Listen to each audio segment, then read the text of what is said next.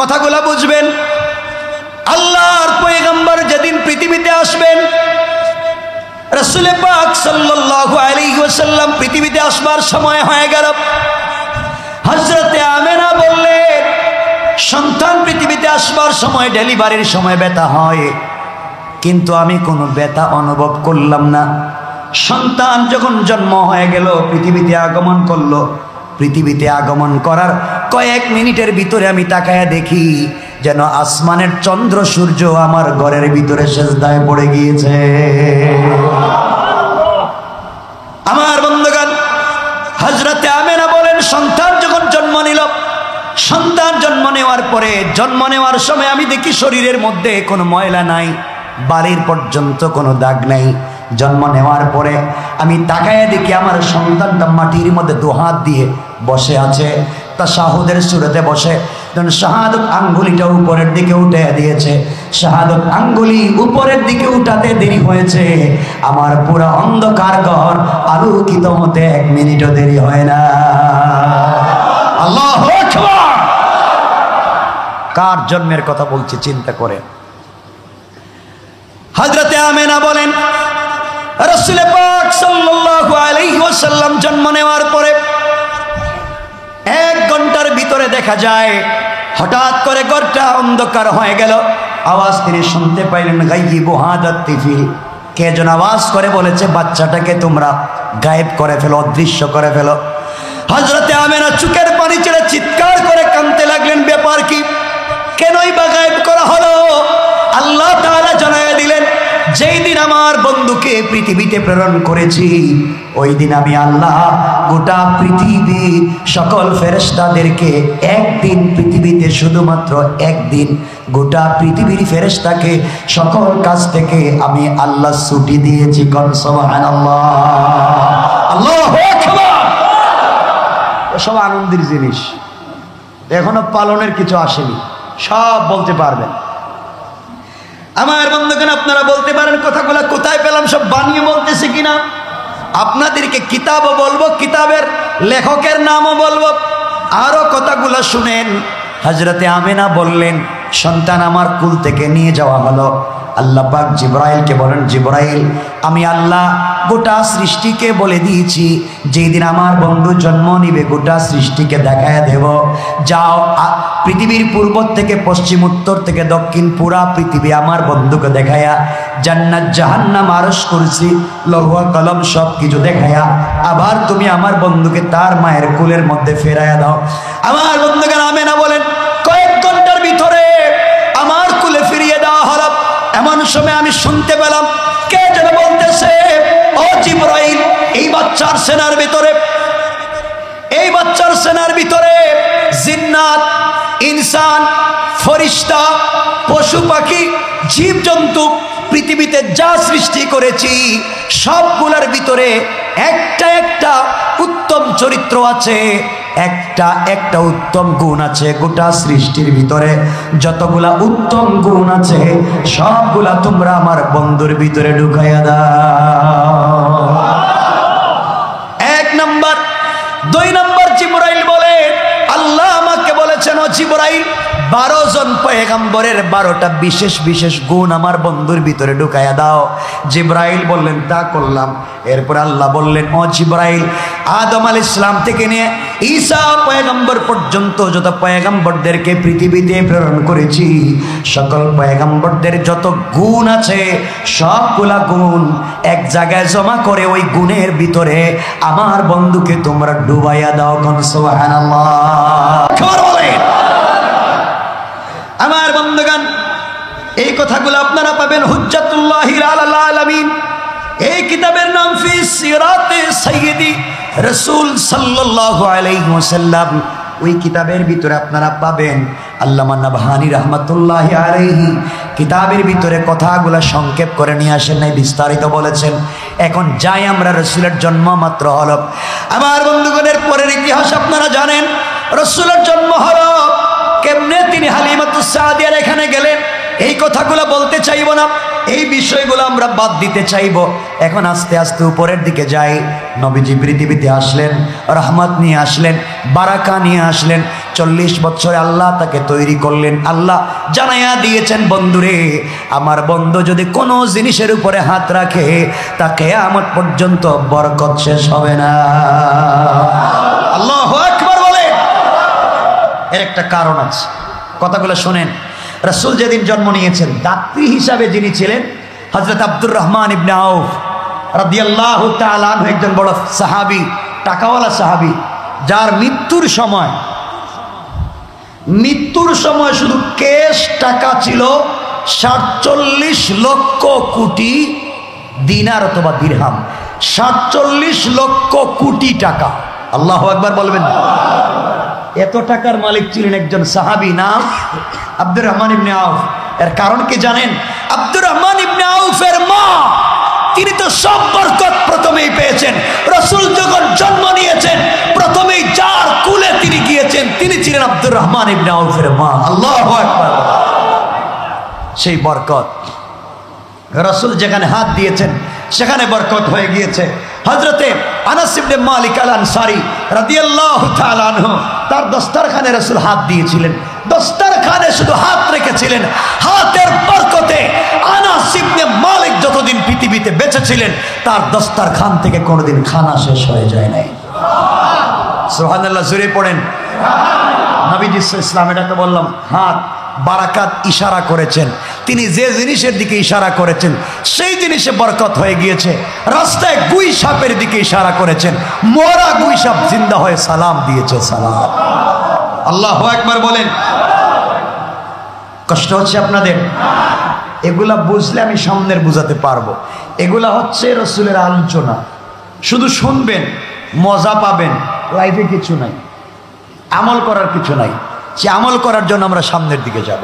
আমার বন্ধুগণ, হযরতে আমিনার গড়ে রাসূলে পাক কয়েক ঘন্টা হয়ে গেছে, ধরেন 4-5 ঘন্টা হয়ে গেছে। হযরতে আমিনা কুলে নিছেন, রাত্র হয়েছে। হযরতে আব্দুল মুত্তালিব বলেন, আমি আমার নাতিকে কুলে নিয়ে উঠানের মধ্যে, উঠান তো বুঝেন, কাপড় টানাইয়া, আমরা যেভাবে দুলনা দেই, দুলনা, কাপড় টানাইয়া দুলনায় রেখে দিয়েছি।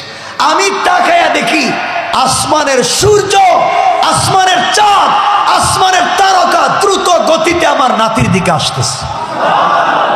আমি তো চিৎকার শুরু করেছি, আমার নাতিকে কি চাঁদ খেয়ে ফেলে কিনা। দেখলাম না, কাছাকাছি আসার পরে আমার নাতির কাছে আসে না। নাতি যখন হাত পা নাড়ায় তখন আসমানের চাঁদ এভাবে নড়তে থাকে, নড়তে থাকে। আল্লাহু আকবার বললেন। হযরতে আমিনা কাঁদতেছেন, দরজা দাঁড়ায় দাঁড়ায় কাঁদতেছেন, এগুলা দেখতেছেন। আব্দুল মুত্তালিব বললেন, কান্দো কেন? কষ্ট হচ্ছে? গরমে কষ্ট হচ্ছে আপনাদের? হাত দেখেন তো দেখি কার কার কষ্ট হচ্ছে। কষ্ট হচ্ছে? আপনারা বসলে আমি কিছু, এগুলা হচ্ছে মৌলিক কিছু কথা, না বুঝালে আসলে রাসূলের জন্মের আলোচনায় যে কিছু নাই, মানে এই আমলের কিছু নাই, তা বুঝাতে পারবো না। যারা মিছিল করে, যারা মিটিং করে, জিলাপি খায়, তাদেরকে গালি দিয়েন না, এগুলো বাদ দেন। মারামারি বাদ দেন। কেউ দাড়ি রাখে নাই তাকে পিটাইয়েন না, কেউ পাঞ্জাবি পরে নাই তাকে পিটাইয়েন না। তাহলে মসজিদে নামাজে যাবে কে? সবাইকে নিয়ে যান, গোটা মুসলিম উম্মাহকে ঐক্যবদ্ধ করে, কে কোন মাযহাবের বাদ দেন, চাইলে সকল ধর্মের মানুষের কাছে রাসূলের চরিত্র নিয়ে পৌঁছে যান। কারণ রাসূল তো শুধু আমার ধর্মের না, রাসূল তো সকল ধর্মের, সকল ধর্মের মানুষের কাছে যদি রাসূলের চরিত্র পৌঁছে যায়, এই জমিনে কারো পূজা থাকবে না, সকল পূজা বাদ দিয়ে আল্লাহর পূজা তৈরি হয়ে যাবে। ঠিক কিনা? সকল মানুষকে এক তাওহীদের দিকে নিয়ে যেতে হবে, সকল মানুষকে এক রিসালাতের দিকে নিয়ে যেতে হবে। মানুষের মধ্যে ডিভাইড করা যাবে না, ফিতনা করা যাবে না, সাম্প্রদায়িকতা নিয়ে আসা যাবে। কথাগুলো শোনেন। হযরতে আমিনা দাঁড়ায় দাঁড়ায় কাঁদতেছেন। আব্দুল মুত্তালিব বলেন, কান্দো কেন?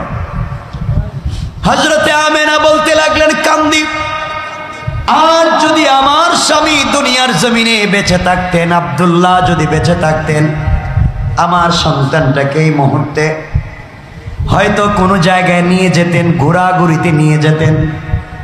মক্কার জমিনে জাজিরাতুল আরবে তখন সব থেকে দুটা বড় মেলা হতো, একটা উক্কাজের মেলা, আর একটার নাম মাজান্না। দুইটা মেলা হতো। হয়তো আমার সন্তানকে নিয়ে কোনো জায়গায় মেলায় চলে যেত। আজ যদি আব্দুল্লাহ দুনিয়ার জমিনে বেঁচে থাকতেন, আমার সন্তানকে কুলে করে নিয়ে তিনি হয়তো কোনো খেলনা এনে দিতেন। আল্লাহ আওয়াজ করতে লাগলেন, আমেনা, তোমার স্বামী আব্দুল্লাহ দুনিয়ার জমিনে বেঁচে থাকলে খেলনা নিয়ে আসতো প্লাস্টিকের, মাটির, কাঠের অথবা স্টিলের, লোহার। আর আমি আল্লাহ, আমার বন্ধু সে তো তোমার সন্তান, আব্দুল্লাহর সন্তান, আর কিছু না। আমি আল্লাহ যার প্রেমে পড়ে গোটা দুনিয়ার কুরসি লৌহ কলমকে সাজাইলাম, আমি আল্লাহ আমার বন্ধুর প্রেমে পড়ে মাজান্নার উক্কাজের মেলা থেকে খেলনা আনতে যাই নাই, বরং আসমানের চন্দ্র সূর্যগুলাকে আমার বন্ধুর জন্য খেলনা বানাইয়া দিলাম। আল্লাহু আকবার। আমেনা, তুমি কাঁদতেছো।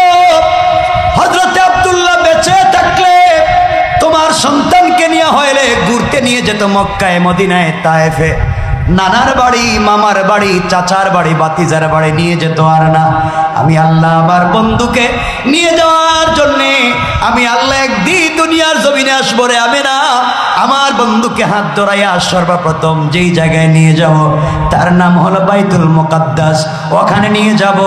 ওখান থেকে আমি আল্লাহ 1 আসমান, 2 আসমান, 3 আসমান, 4 আসমান, 5 আসমান, 6 সপ্তম আসমান সবগুলাকে ঘুরাইয়া, সবগুলা প্রদর্শন করাইয়া, আরশ, কুরসি, লৌহ কলম, সিদরাতুল মুনতাহা ওই জায়গা পর্যন্ত নিয়ে জান্নাতে নিব, জাহান্নামে নিব, বাইতুল মামুরে নিব।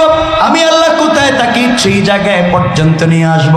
আমার বন্ধুর মনে প্রশ্ন থাকতে পারে, সব জায়গা যিনি দেখাইল, জান্নাত জাহান্নাম যিনি দেখাইলেন, আরশ, কুরসি যিনি দেখাইলেন, সেই লোকটাকে তো আজও দেখলাম না। এই জন্যে আমি আল্লাহ আমার বন্ধুকে আমার করে নিয়ে আমি যে চেয়ারে বসা দেখাইয়া দিব, বন্ধুরে তাকাইয়া দেখো, যে তোমাকে ঘুরাইছে আমি হলাম সে, আর তোমার প্রেমে পড়ে সবগুলা জায়গায় তোমার নাম দিয়ে ডিজাইন করে দিলাম।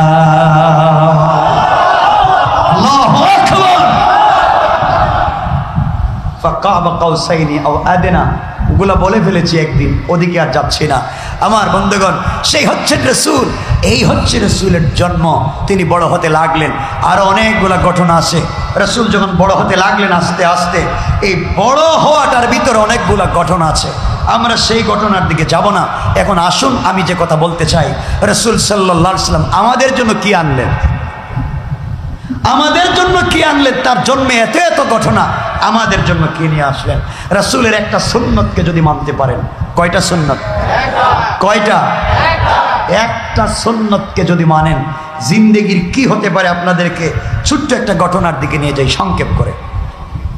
মিশরে যখন যুদ্ধ হয়, খলিফাতুল মুসলিমিন আমিরুল মুমিনিন হযরত ওমর ফারুক রাদিয়াল্লাহু তাআলা আনহু জামানায় সাদ ইবনে আবি ওয়াক্কাস রাদিয়াল্লাহু তাআলা আনহুকে সেনাপতি বানায়া মিশরে পাঠাইয়া দিলেন। হযরত সাদ ইবনে আবি ওয়াক্কাস মিশরে যাওয়ার পরে মিশরের দুর্গ গেট লাগাইয়া দিয়েছে ইহুদি খ্রিস্টানেরা, ভিতরে ঢোকা যায় না। 1 মাস হয়ে গেছে, বাহিরে দাঁড়াই আছেন, ভিতরে ঢুকতেও পারেন না, যুদ্ধও করতে পারেন না, জয়লাভও করতে পারেন না। কয়দিন গেছে? সবাই বলেন 1 মাস।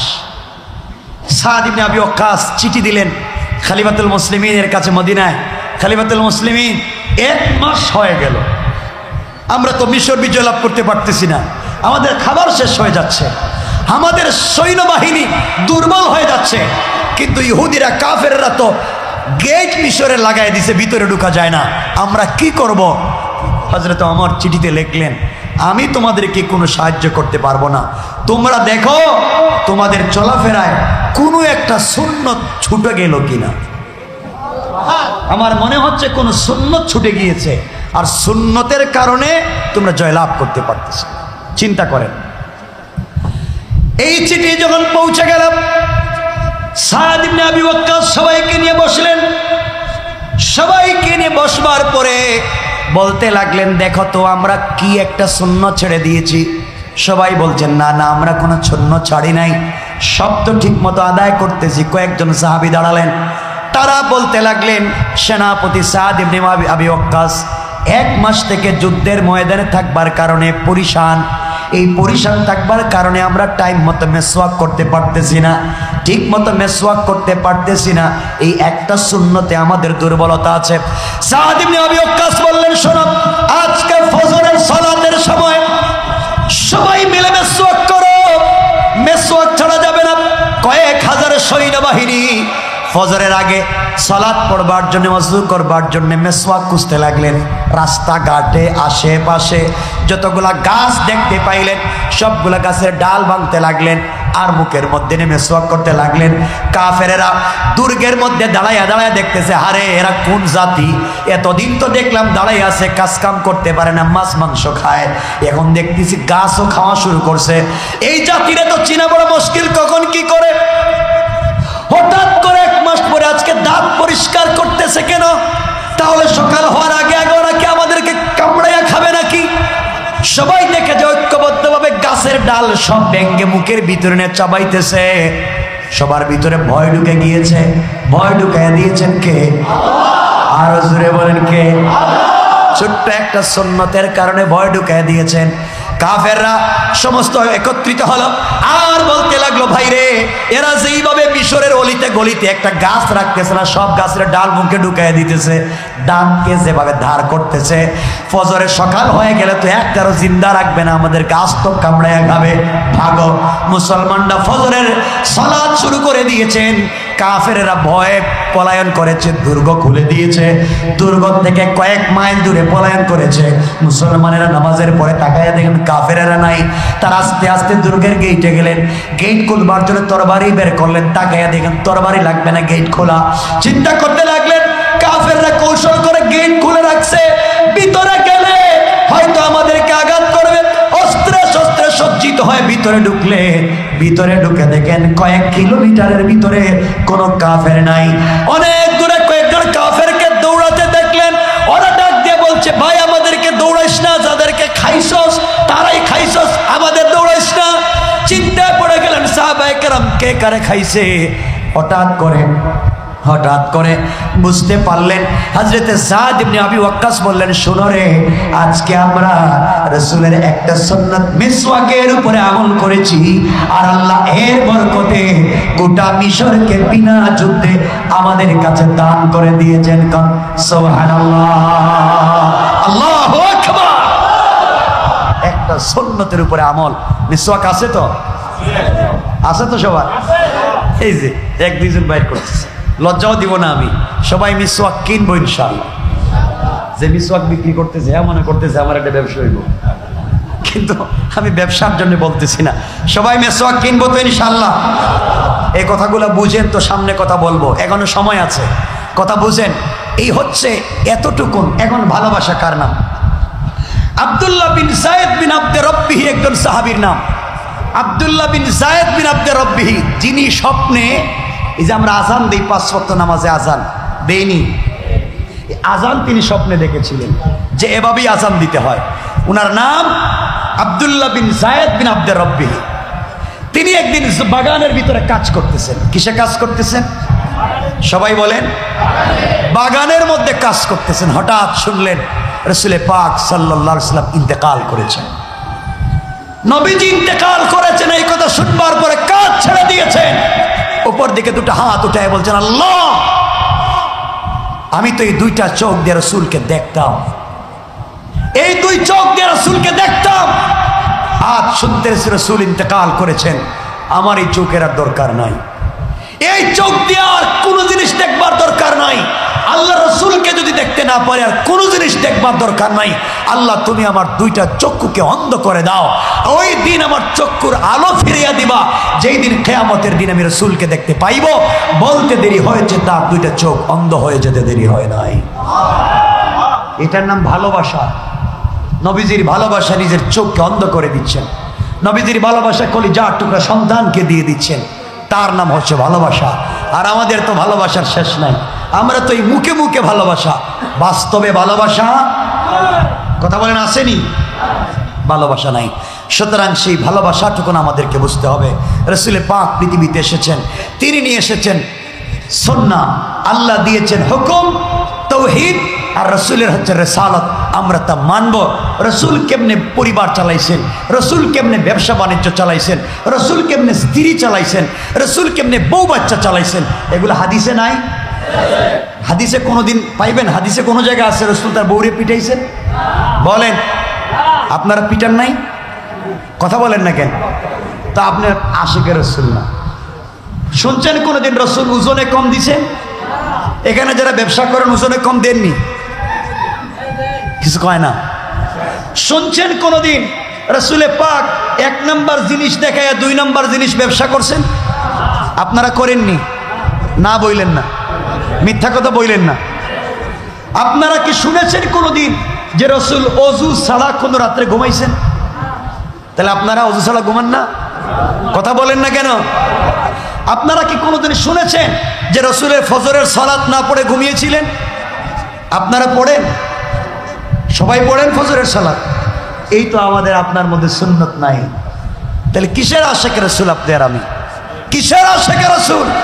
এখানে অনেক মুরব্বী আছে, মুখে দাড়ি আছে, পরনে টুপি আছে, শরীরে পাঞ্জাবি আছে, পকেটে তসবি আছে, 2 বার হজ করেছেন, মসজিদের সভাপতি, মাদ্রাসার ক্যাশিয়ার, খবর নিয়ে দেখেন এলাকার সব থেকে বড় সুদের ব্যবসায়ী।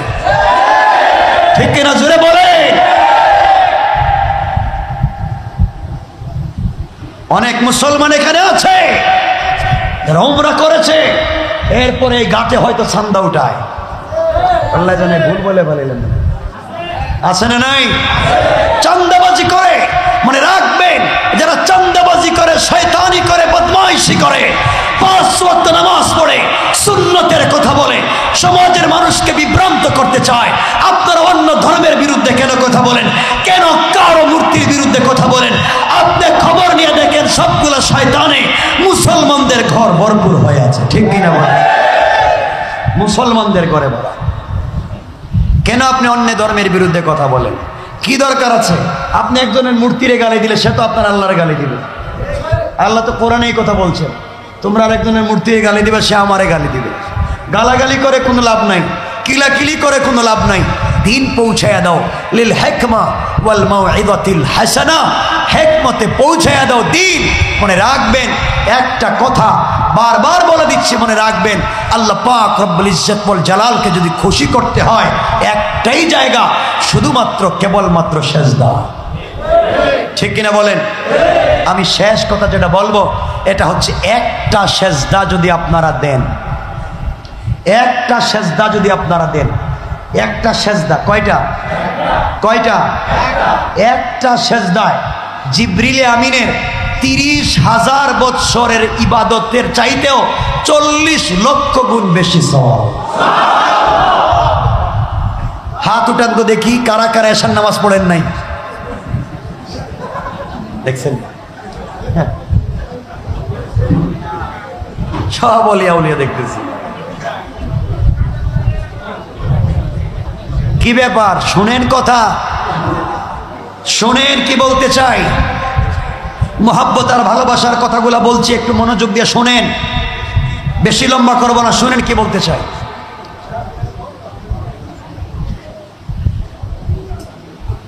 আমার মুসলমান বন্ধুগণ, গভীর মনোযোগ। রাসূলকে যদি ভালোবাসেন, কেমনে ভালোবাসা লাগবে শুনেন। যেই কথাগুলা বলে আলোচনা শেষ করে ফেলব। আল্লাহর নবী, আখিরি জামানার পয়গম্বর মসজিদে নববীতে বসে আছেন। মদিনার মধ্যে দুর্ভিক্ষ দেখা দিয়েছে, দুর্ভিক্ষ চলতেছে, ঘরে খাবার নাই। কিন্তু সাহাবায়ে কেরাম নামাজ ছেড়ে দেন নাই। সাহাবায়ে কেরাম বাচ্চাদেরকে চরিত্র শিক্ষা দেওয়া বন্ধ করে দেন নাই। তাদের ঘরে খাবার না থাকতে পারে, তাদের ঘরে কাপড় না থাকতে পারে, তাদের ঘরে উন্নত জামা পোশাক না থাকতে পারে, কিন্তু তাদের ঘরটা আল্লাহর রাসূলের মহব্বতে ভরা ছিল। কোন ঠিক কিনা? আমার নবী মদিনায় বসে আছেন। পারস্য বাদশা একটা চিঠি দিয়ে আমার নবীর কাছে পাঠিয়ে দিয়েছে, যাও চিঠি নিয়ে যাও। চিঠি নিয়ে মুহাম্মদ ইবনে আব্দুল্লাহর কাছে যাইবা। 2 জন গোয়েন্দা পাঠাইয়া দিয়েছে। চিঠি নিয়ে চলে যাওয়ার পরে দেখবা মুহাম্মাদের কন্ডিশন কি হয়, তার চরিত্র কেমন, তার সাহাবায়ে কেরামের চরিত্র কেমন। এই সময় নবীজির কাছে মদিনার চিঠি পৌঁছে গেল। সাহাবায়ে কেরামকে নিয়ে আমার নবী মদিনার মিম্বরে মদিনার মসজিদে ঢুকে পড়লেন। সাহাবায়ে কেরামকে বললেন, বসো। দুইজন গোয়েন্দা পারস্য বাদশা পাঠিয়ে দিয়েছে। মসজিদের বাহিরে দুইজন গোয়েন্দা দাঁড়িয়ে আছে। নবীজি হযরতে আলীকে বলছেন, আলী তুমি চিঠি পড়ো, চিঠিতে কি লেখা আছে আমাকে দেখতে হবে। মনে রাখবেন এখানে ওমর বসা, হযরতে আবু বকর ওসমান বসা, আব্দুর রহমান ইবনে আউফ বসা। হযরতে আলী চিঠি হাতে নিলেন, চোখের পানি ছেড়ে দিলেন, হাউমাউ করে কাঁদতে লাগলেন। আমার নবীকে জড়াইয়া ধরলেন। একদিকে চাচাতো ভাই, অপরদিকে মেয়ের জামাই, জড়াইয়া ধরলেন আর কাঁদতে লাগলেন। ডাক দিয়ে বলেন, ইয়া রাসূলুল্লাহি, ইয়া হাবিবাল্লাহ, পয়গম্বরে আরবি, আপনাকে আমি ভালোবাসি, আমার জীবন যৌবন আপনার জন্য উৎসর্গ করেছি, কিন্তু এই চিঠি আপনার সামনে পড়তে পারবো না। এই চিঠির ভাষা পড়ার মতো করে না, আপনার সামনে পড়তে পারবো না। নবীজি বলেন, ও আলী পড়ো, আমি শুনতে চাই কি বলেছে। হযরতে আলী দাঁড়িয়ে গেলেন, চোখের পানি ছেড়ে পড়তে লাগলেন আর ডাক দিয়ে বলেন, ইয়া রাসূলুল্লাহি, এই চিঠির ভিতরে পারস্য বাদশা আপনাকে গালাগালি করেছে, এই কথাগুলো আমি পড়তে পারি না। নবীজি বললেন, আলী রে, দুনিয়ার মানুষ আমাকে গালাগালি করতে পারে, আঘাত করতে পারে, আমি তো তাদের জন্য রহমত হয়ে এসেছি, গালি দিতে পারি না। বলো কি বলেছে। হযরতে আলী বলছেন, ইয়া রাসূলুল্লাহ, পারস্য বাদশা বলেছে কিছুদিনের ভিতরে আপনার মদিনা দখল করবে, আপনাকে পিটাইয়া রক্তাক্ত করে টেনে টেনে পারস্য নিয়ে যাবে, ইসলামকে উৎখাত করবে, মুসলমানদেরকে জ্যান্ত কবর দিবে। আপনি নাকি মক্কা থেকে পলায়ন করেছেন, এই সেই বলে গালিগালাজ করেছে, কিছুদিনের ভিতরে মদিনা দখল করতে চায়। নবীজি বললেন, মুচকি হাসি দিয়া বললেন, ও সাহাবায়ে কেরাম, ইন্নাল্লাহ, আল্লাহ রাব্বুল ইজ্জত ওয়াল জালাল আমাদেরকে বলে দিয়েছেন, আমরা দুনিয়ার জমিনে আল্লাহকে যদি মহব্বত করতে পারি, আল্লাহর তাওহীদকে যদি মহব্বত করতে পারি, তোমরা সবাই মিলে আমি রাসূলের রিসালাতকে যদি মহব্বত করতে পারো, আল্লাহ রাব্বুল ইজ্জত ওয়াল জালাল বলে দিয়েছেন আমাদেরকে দিকভ্রান্ত করবেন না, বিপদে ফেলে দেবেন না। তোমরা বলো তো কি করা যায়। সাহাবায়ে কেরাম বলেন, আপনি বলেন কি করব। মদিনার মধ্যে দুর্ভিক্ষ। নবীজি বলেন, সাহাবীরা ওরা যদি ইসলাম ধর্মকে ভালো করে বুঝবেন, খতম করতে চায়, মুসলমানদেরকে দুনিয়া থেকে উঠে দিতে চায়, কোরআনকে জ্বালিয়ে দিতে চায়, মসজিদ ভেঙে দিতে চায়, এতগুলা প্ল্যান করে মদিনায় আসতে চায়, তোমাকে বলে দিলাম কি করা লাগবে শোনো। ওরা মদিনা দখল করবার আগে আমরা তাদের এলাকা দখল করে ছাড়বো। কোন আল্লাহু আকবার। সাহাবায়ে কেরাম বলছেন, ইয়া রাসূলুল্লাহ, আমাদের অস্ত্র নাই, আমাদের টাকা নাই, আমাদের সেনাবাহিনী নাই, 3 বেলা 1 বেলা খাবার নাই, আমরা পারস্য বাদশার বিরুদ্ধে কেমনে যুদ্ধ করব। আল্লাহ রাসূল দীপ্ত কণ্ঠে বলেন, সাহাবীরা শোনো, তারা ইসলামকে মিটিয়ে দিতে চায়। ইসলাম আমার না, ইসলাম আল্লাহর মনোনীত ধর্ম, আমরা আল্লাহর মনোনীত, এই জমিনে আল্লাহর প্রতিনিধি। আমাদেরকে যদি ওরা হত্যা করে আর আল্লাহ যদি এর প্রতিবাদ না করেন, তাহলে তিনি আমাদের অভিভাবক হতে পারেন না। সুতরাং আমার বিশ্বাস, আমরা যখন মাঠে নেমে পড়ব, ওই সময় আল্লাহ রাব্বুল ইজ্জত ওয়াল জালাল আমাদেরকে একা মাঠে ফেলে দিবেন না। আল্লাহু আকবার। আমার বন্ধুগণ, নবীজি চাদর ফেলে দিলেন, জমিনে চাদর ফেলে দিলেন আর বললেন, সাহাবীরা যে যত পারো যুদ্ধের জন্য তোমরা চাঁদা দেও, আমরা অস্ত্র কিনবো, তরবারি কিনবো, ঘোড়া কিনবো, উট কিনবো, পারস্যের বিরুদ্ধে যুদ্ধ করব। এইভাবে যখন অস্ত্র ভান্ডারকে সমুহিত করতে লাগলেন, সাহাবায়ে কেরাম যার যত আছে দিতে লাগলেন। এখানে আপনারা জানেন মুহাব্বত কার নাম, আপনারা ভালো করে বোঝেন। সবাই তো সবার মতো দিলেন, কেউ বেশি দিলেন, কেউ কম দিলেন, কেউ পুরোটা দিলেন। আমার বন্ধুগণ, এমন সময় মহিলারা কানের ফুল, নাকের দুল, ব্রেসলাইট যা আছে সব দিতে লাগলেন। একজন মহিলা ওখানে দাঁড়িয়েছিলেন, তিনি দেখলেন তার শরীরে একটা পুরানা ছেঁড়া কাপড় ছাড়া কিছু নাই, পায়ের মধ্যে জুতা নাই, দিনের বেলা খাবার খান নাই। চিন্তা করলেন, আমি তো আমার জিন্দগিতে কিছুই দিতে পারলাম না, মদিনার সবাই সহযোগিতা করলো, আমি কিছুই দিতে পারলাম না। এই কথা চিন্তা করে চোখের পানি ছেড়ে আল্লাহর এই বান্দি বাড়ির দিকে দৌড়তে লাগলেন। ঘরের ভিতরে যাওয়ার পরে পুরা ঘর খুঁজলেন, দেওয়ার মতো একটা টাকা পর্যন্ত পেলেন না, কিছুই দিতে দিতে পারলেন না, ঘরের ভিতরে কান্না করতে লাগলেন, আহারে আমি কিছুই দিতে পারলাম না, নবীজিকে কিছুই দিতে পেরে আমি সহযোগিতা করতে পারলাম না। হঠাৎ করে বিছানার দিকে তাকায়া দেখেন তার সন্তান বসে আছে। তার একটা বাচ্চা বিছানার মধ্যে খেলা করতেছে, দাঁড়াতে পারে, হাঁটতে পারে না, বসতে পারে, দাঁড়াতে পারে, এতটুকুন বাচ্চা। এই বাচ্চাটাকে কাঁধের মধ্যে ফেললেন, কপালে চুম্বন করলেন, দৌড়াতে লাগলেন পাগলের মতো। রাস্তায় হযরতে আবু বকরের সঙ্গে দেখা। আবু বকর বললেন, মহিলা দৌড়াও কই?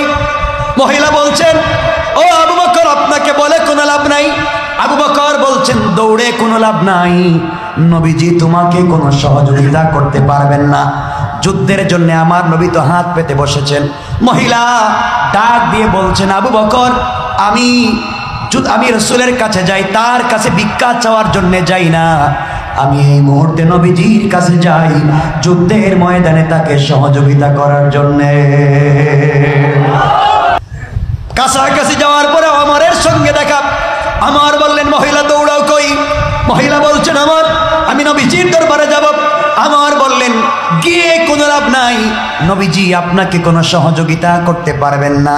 মহিলা বলছেন, অমর রে, আমি নবীজির কাছে সহযোগিতা চাই না, এই যুদ্ধের ময়দানে আমি নবীজিকে সহযোগিতা করতে যাই। আল্লাহ রসুলের কাছে পৌঁছে গেল। নবীজি অসন্তুষ্টের মতো দাঁড়ালেন আর বললেন, মহিলা, এখন তুমি আমার কাছে কি চাও? আমি মানুষের কাছে হাত পেতেছি।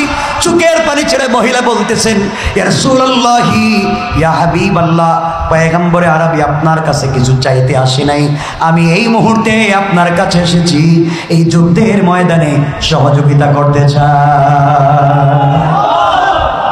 নবীজি বললেন, কি সহযোগিতা করতে চাও বলো? মহিলা বলতেছে, ইয়া রাসূলুল্লাহ, সবাই তো যার যার মতো করে যুদ্ধের ময়দানে সহযোগিতা করেছে, যে যেভাবে পেরেছে সে সেভাবে দিয়েছে, আমি তো দেওয়ার মতো কিছুই পেলাম না, আমার ঘরে কিছুই নাই।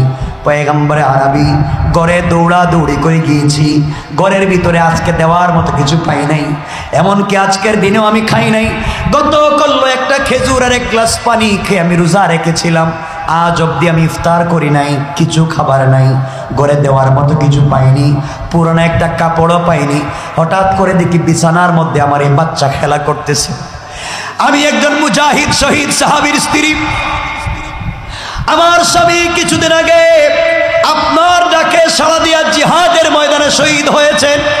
আমার স্বামী যখন যুদ্ধের ময়দানে চলে যায়, ওই সময় আমার স্বামী আমার কপালে চুম্বন করে বলেছেন, স্ত্রী রে, যুদ্ধের ময়দানে চলে যাই, হয়তো জীবিত ফিরে নাও আসতে পারি, তোমার পেটের ভিতরে আমার একটা আমানত আছে, ছেলে হবে না মেয়ে হবে আমি জানি না, আমার সন্তান জন্মর যদি নেই আর আমি যদি শহীদ হয়ে যাই, আমি যে ইসলামের জন্য, যে রাসূলের জন্য, যে আল্লাহর জন্য, যে কোরআনের জন্য, যে তাওহীদের জন্য, যে মসজিদ আর মাদারিসের জন্য আমি আমার জীবনকে উৎসর্গ করতে চলে যাই, আমার সন্তানটা যদি বড় হয়ে যায়, আমার সন্তানটাকেও তুমি এই রাস্তায় দান করে দিবা।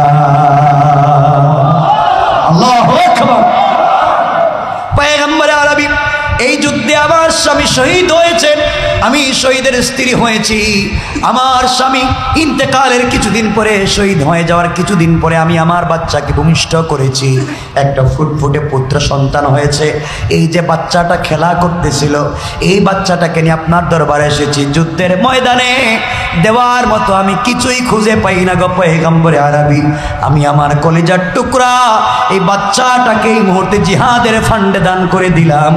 আমার বাচ্চাকে যেখানে কাজে লাগানো যায় ওখানে আপনি লাগাইয়া দেন।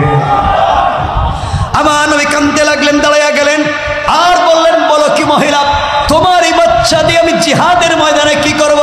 অস্ত্র ধরতে পারবে না, কাফেরদের মোকাবেলা করতে পারবে না, শুশ্রূষা করতে পারবে না, অসুস্থ হলে চিকিৎসা করতে পারবে না, সেবা করতে পারবে না, এই বাচ্চাকে যুদ্ধের ময়দানে আমি নিয়ে কি করব?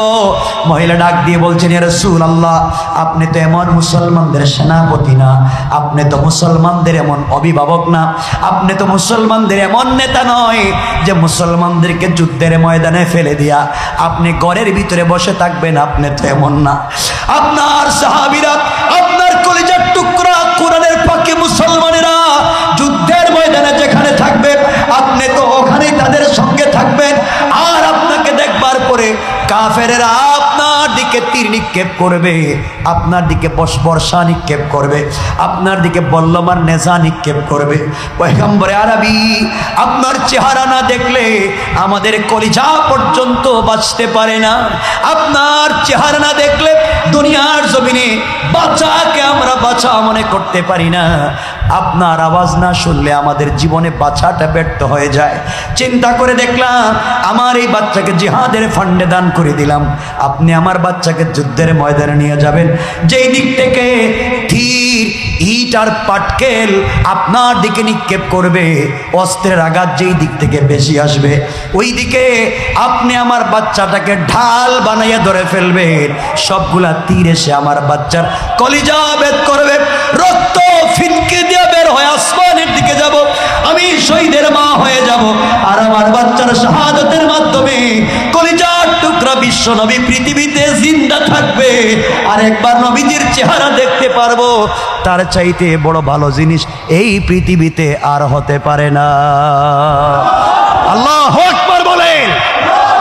আশিকে রাসূলের অভাব নাই, কিন্তু রাসূলকে যখন গালি দেয়, ইসলামকে নিয়ে টিটকারি করে, কোরআন সুন্নাহর বিরুদ্ধে বিশুদ্ধার করে, সমাজ থেকে আল্লাহ রাসূলের চরিত্রকে মুছে দিতে চায়, তখন যারা কথা বলতে পারে না, প্রতিবাদ করতে পারে না, গর্জন দিয়ে মাঠে নামতে পারে না, ইসলাম কোরআন সুন্নাহর মহব্বত বোঝাতে পারে না, তারা আশিকে রাসূল হতে পারে না।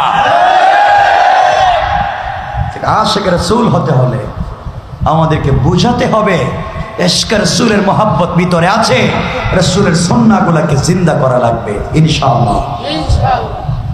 আমার বন্ধুগণ, পারস্য বাদশা পারল না, মুসলমানদের সে রাসূলের ভালোবাসার কাছে হেরে গেল।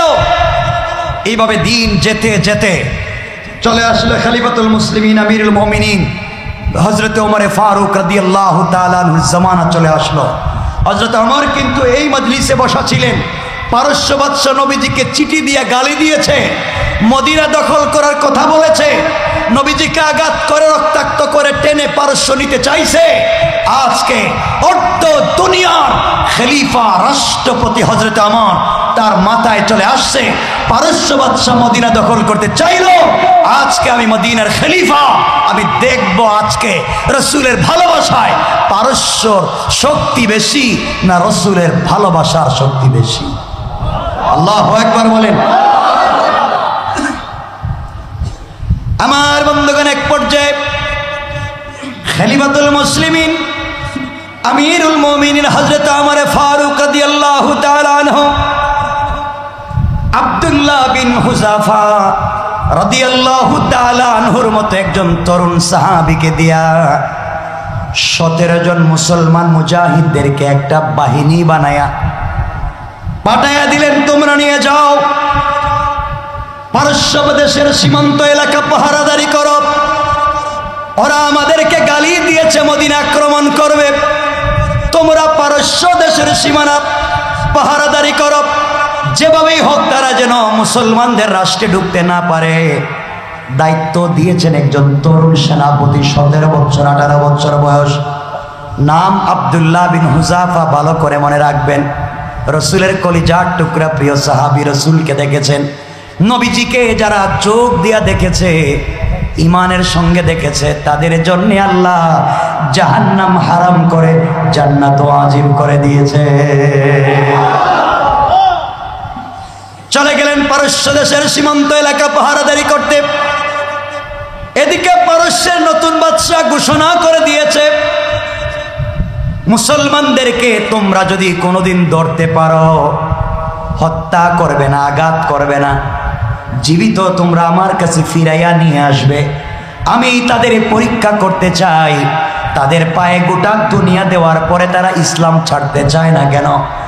তারা গোটা দুনিয়া পিছনে ফেলে দিতে চায়, এরপরেও তারা তাদের নবীকে ভালোবাসতে চায়।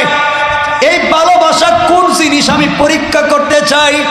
আল্লাহর মানসা, আল্লাহর ইচ্ছা হয়ে গেল, মুসলমানরা পারস্য দেশের সীমান্ত এলাকা পাহারাদারি করতে গেলেন। একদিন গভীর রাত্রে 17 জন মুসলমান ধরা পড়ে গেলেন। 17 জন মুসলমান ধরা পড়ে গেলেন। বাদশার দরবারে হাজির করা হলো। বাচ্চা তাকে দেখে ঠিক মতো দাড়ি মুছ উঠে নাই। এই বাচ্চারা এসেছে, জিজ্ঞাসা করলো তোমাদের সেনাপতিকে। সবাই মিলে দেখিয়ে দিল। তরুণ সাহাবী আব্দুল্লাহ বিন হুযাফার দিকে তাকায়া দেখায়া দিল। বাদশা আশ্চর্য হয়ে গেল, এমন একটা ছোট্ট মানুষ, সে এই বাহিনীর কমান্ডার, সে কেমনে এই বাহিনীর কমান্ডার হয়? তার ভিতরে কি আছে পরীক্ষা করতে চায়। আমাদেরকে পরীক্ষা করলে জীবনে ফাঁস করব না। আমরা যদি পরীক্ষায় ফাঁস করতাম, এই দেশে কোনো বেঈমান ইসলামের বিরুদ্ধে দাঁড়াতে পারতো না। ঠিক কিনা বলে?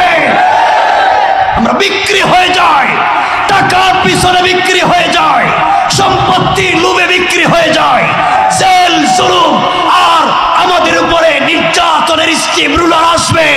এই জন্য যারা ভয়ে স্তম্ভিত হয়ে যায়, তাদের ভিতরে ইমানের ছিটা ফোটাও নাই। মনে রাখবেন, হযরতে আব্দুল্লাহ বিন হুযাফা বলছেন, আমি সেনাপতি। বাদশা বলছে, তুমি সেনাপতি? হ্যাঁ, আমি সেনাপতি। বাদশা পরীক্ষা করতে চাইলো, দেখি কি করা যায়। বাদশা ডাক দিয়ে বলতে, সেনাপতি আব্দুল্লাহ বিন হুযাফা, শোনো, সত্যি তুমি যদি সেনাপতি হয়ে থাকো, তোমার কাছে আমি বলতে চাই, আমার আদালতে ধরা পড়েছ, পারস্য বাদশার হাতে ধরা পড়েছ, বাঁচবার তোমার কোনো সুযোগ নাই। কালিমা ছেড়ে দিলে তোমাদেরকে ছেড়ে দেব, কালিমা যদি না ছাড়া তোমাদেরকে জবাই করব। আব্দুল্লাহ বিন হুযাফা দাঁড়িয়ে গেলেন আর বললেন, শোনো পারস্যের বাদশা, আপনার কালিমা ছেড়ে দিলে আমাদেরকে ছেড়ে দিবেন। শুনে রাখেন, একজন আব্দুল্লাহ বিন হুযাফা কেন, কোটি কোটি আব্দুল্লাহ বিন হুযাফা। আমি আব্দুল্লাহ যদি 1 কোটি বার পৃথিবীতে জন্ম নেই, আবার যদি মরে যাই, কোটিবার শহীদ হতে রাজি, মরে যেতে রাজি। 1টা মিনিটের জন্যে আল্লাহর কালিমা ছেড়ে দেওয়া যায় না।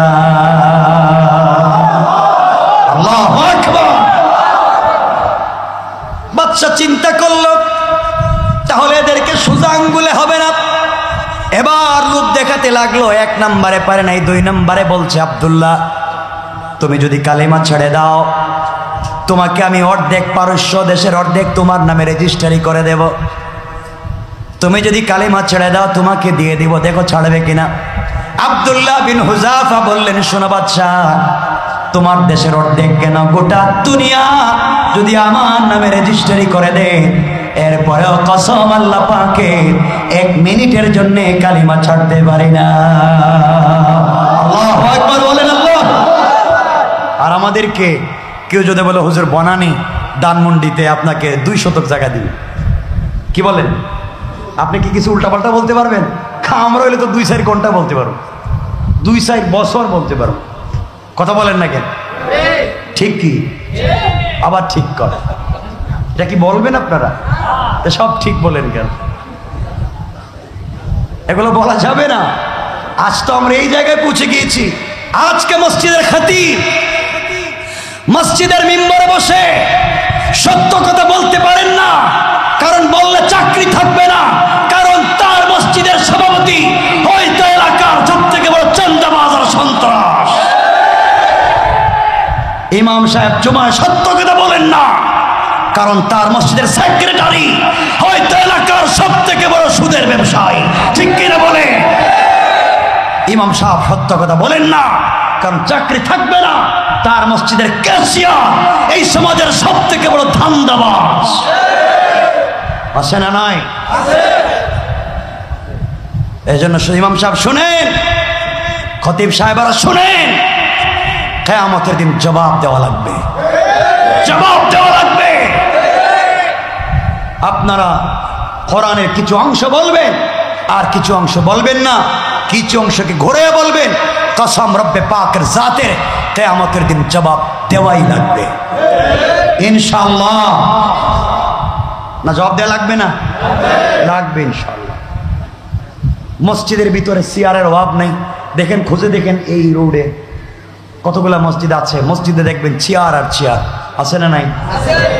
চেয়ার নাই কেন? কেন? যেই লোকটা চেয়ারে গেছে নামাজ পড়তে, তারা কি কেউ কুলে করে নিছে না হাইটা গেছে? যে লোকটা হাইটা যাইতে পারছে চেয়ারে বসছে কেন?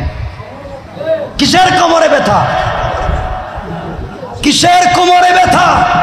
আমাকে আর জীবনে দাওয়াত দিবেন এটা বুঝতেছি, শুনেন, দরকার নেই। আজকে শোনেন, যেই মুসল্লি দুতলায় উঠতে পারে, তিনতলায় যেতে পারে, মার্কেটে ঘুরতে পারে, বাজার করতে পারে, হেঁটে বাসা থেকে নেমে মসজিদে যায়, আর আল্লাহর ঘরে গিয়ে আল্লাহর সামনে চেয়ারে বসে যায়, সে সঠিক মুসল্লি নয়, দাজ্জাল। ঠিক কিনা বলে? কিসের অসুস্থ? কোন জায়গায় পেয়েছে? ডাক্তার কি বলছে? ডাক্তার কি বলবে? কোরআন কি বলছে আগে দেখবেন। কোরআন কি বলছে, হাদিস কি বলছে আগে দেখবেন। আমরা যেটা করব, মসজিদে গিয়ে যদি অসুস্থ হয়, একজন অরিজিনাল ডাক্তার বলে আপনি দাঁড়িয়ে পড়লে আপনার মেরুদণ্ডে প্রবলেম হবে, হার্টে প্রবলেম হবে, কিডনিতে প্রবলেম হবে, হাঁটুতে প্রবলেম হবে, যদি বলে স্বচ্ছ হয়, তাহলে আপনি চেয়ারে বসবেন না, না বসে আপনি টুলে বসবেন। টুলে, টুল বুঝেননি? হেলান দেওয়া যায়? যায়, হেলান দেওয়া যায়। শুধুমাত্র নামাজের স্বার্থে আপনি টুলে বসবেন, হেলান দিবেন না। টুলে বসলে তো হেলান দিতে পারবেন না। আর আপনি যদি দাঁড়াতে পারেন, আপনি টুলে বসলে নামাজ হবে না। আপনি যতক্ষণ দাঁড়াতে পারেন দাঁড়াইয়া থাকবেন।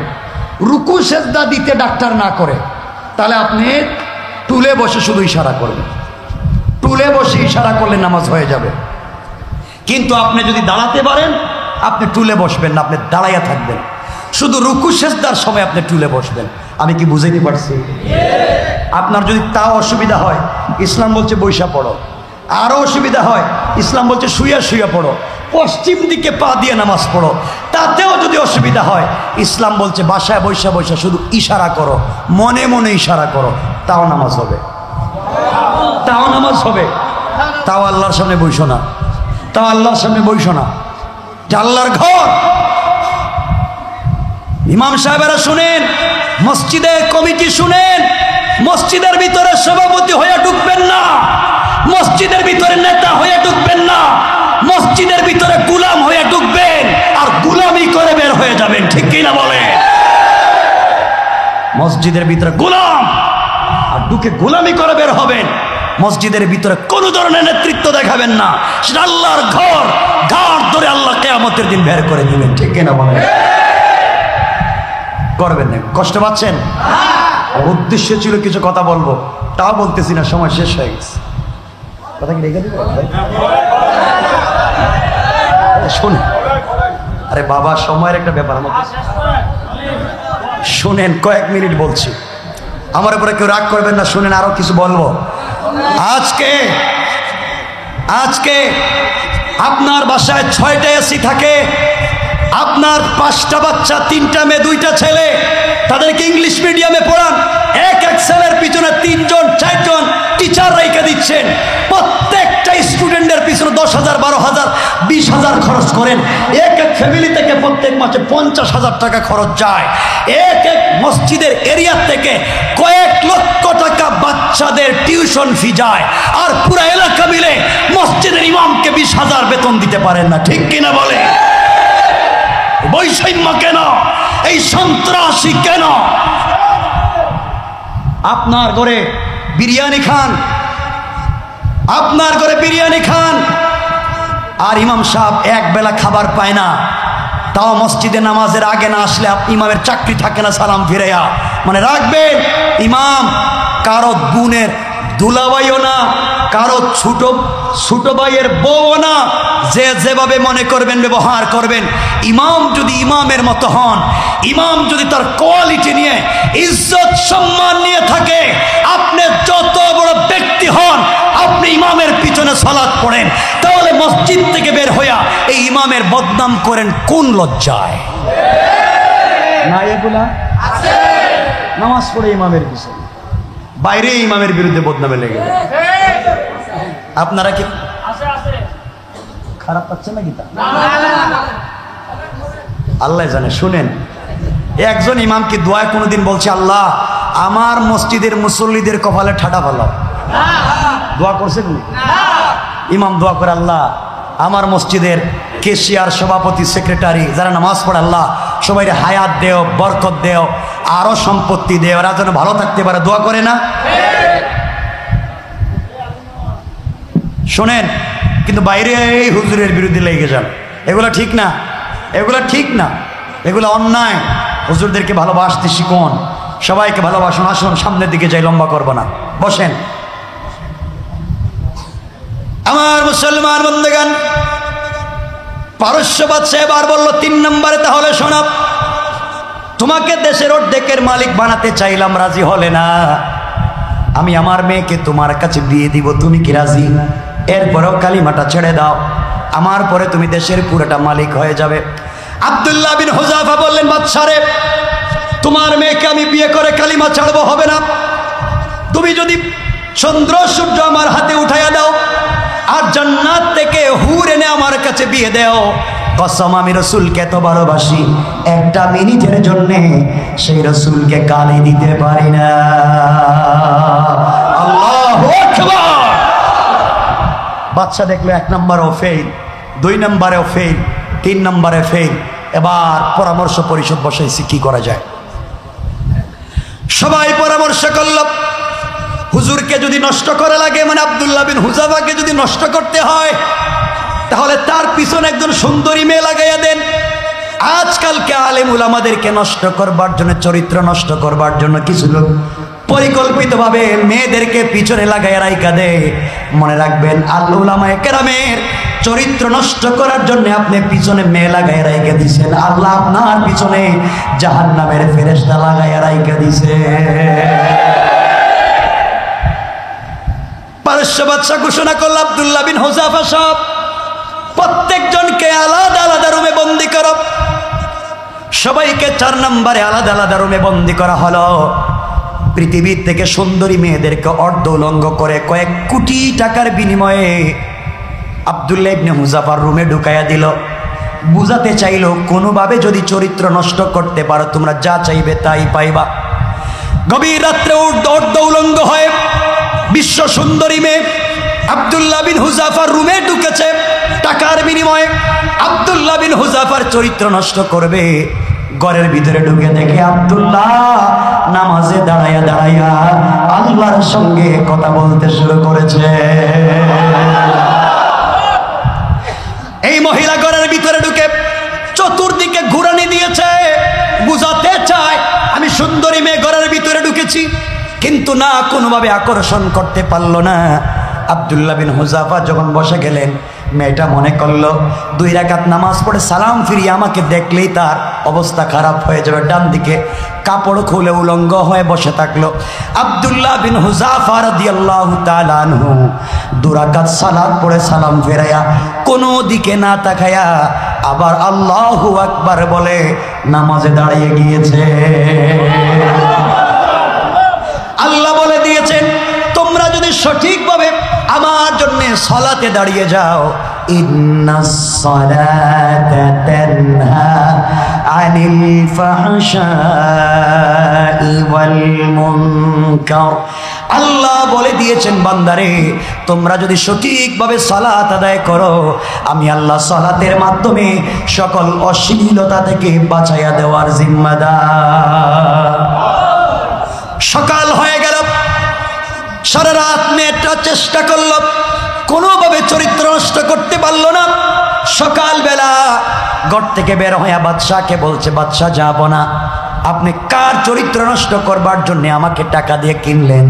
যে ছেলের ঘরে গোটা রাত্র থাকলাম, একটা সেকেন্ডের জন্য আমার দিকে তাকালো না, আমি তো তার চরিত্র নষ্ট করতে পারলাম না।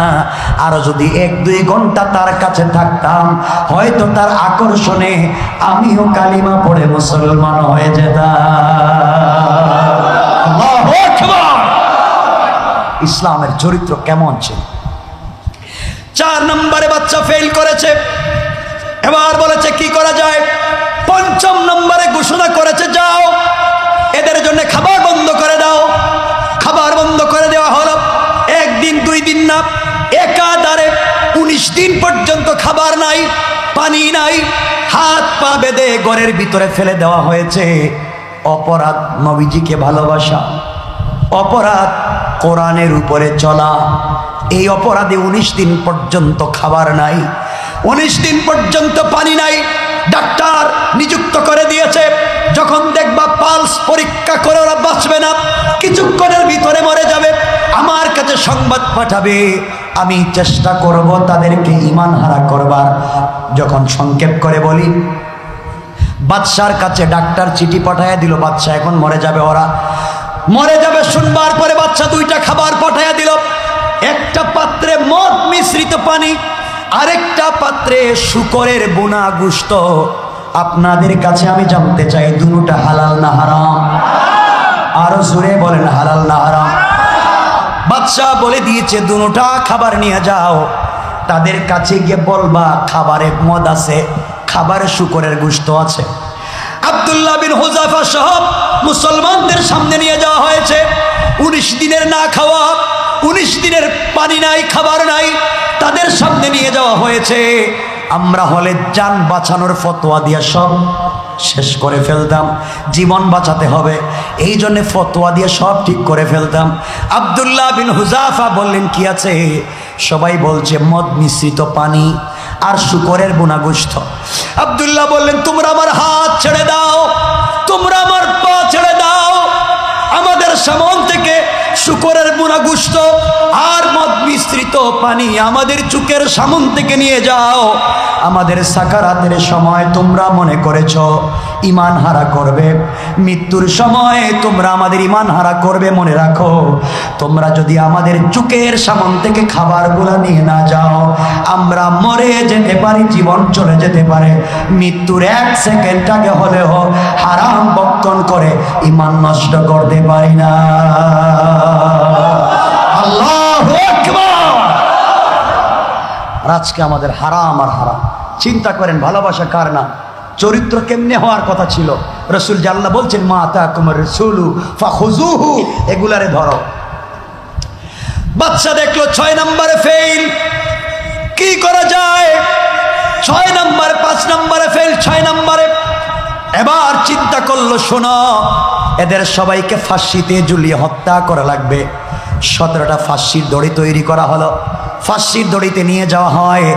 1 নম্বরে আব্দুল্লাহ বিন হুযাফার হাত পা বেঁধে দড়িতে নিয়ে যাওয়া হচ্ছে। আব্দুল্লাহকে যখন শুলিতে চড়িয়ে ফাঁসি দেওয়া হবে, আব্দুল্লাহ বাদশার চেহারার দিকে তাকাইয়া মুস্কি মুস্কি হাসেন। এতদিন পর্যন্ত মুখে কোনো হাসি ছিল না, এতদিন পর্যন্ত চেহারায় কোনো আনন্দ ছিল না। ফাঁসির দড়ি গলায় লাগিয়ে দিচ্ছে, এবার তার মুখে চোখে আনন্দ আর হাসি। বাদশাহ বলে আব্দুল্লাহ হাসো কেন? আমাকে নিয়ে টিটকারি করো, মরার আগে মস্কারা করো। আব্দুল্লাহ বললেন না রে, আমি বলতে চাই এতদিন তো জালেমের জিন্দানখানায় ছিলাম, আজকে ফাঁসির মাধ্যমে আমি তো আমার আল্লাহর সঙ্গে মিলিত হয়ে যাব। আমি যে রাসূলকে ভালোবাসি, যার জন্য জীবন দিতে যাই, যে আল্লাহর জন্য জীবন দিতে যাই, আমার রাসূল তো মদিনায় শুয়ে আছে। এই মুহূর্তে যদি তুমি আমাকে শহীদ করে ফেলো, আমি মরব না, সাথে সাথে জীবন্ত পাখি হয়ে আল্লাহর জান্নাতে আমি উড়ে বেড়াবো। কোন সুবহানাল্লাহ। বাদশা তাকাইয়া দেখে ওরা তো মরেও মরে না, মরার সময় ওরা জীবিত, এভাবে মারা যাবে না। ফাঁসি থেকে নামাই আনলো। এবার বলল কি করা যায়?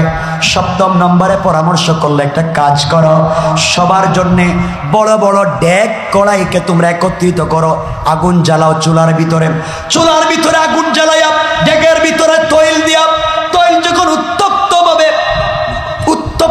ফুটে যাবে, তৈল উত্তপ্ত ফুটন্ত গরম তৈলের ভিতরে ওদেরকে এক একজনকে বেঁধে তোমরা জীবন্ত হত্যা করবে।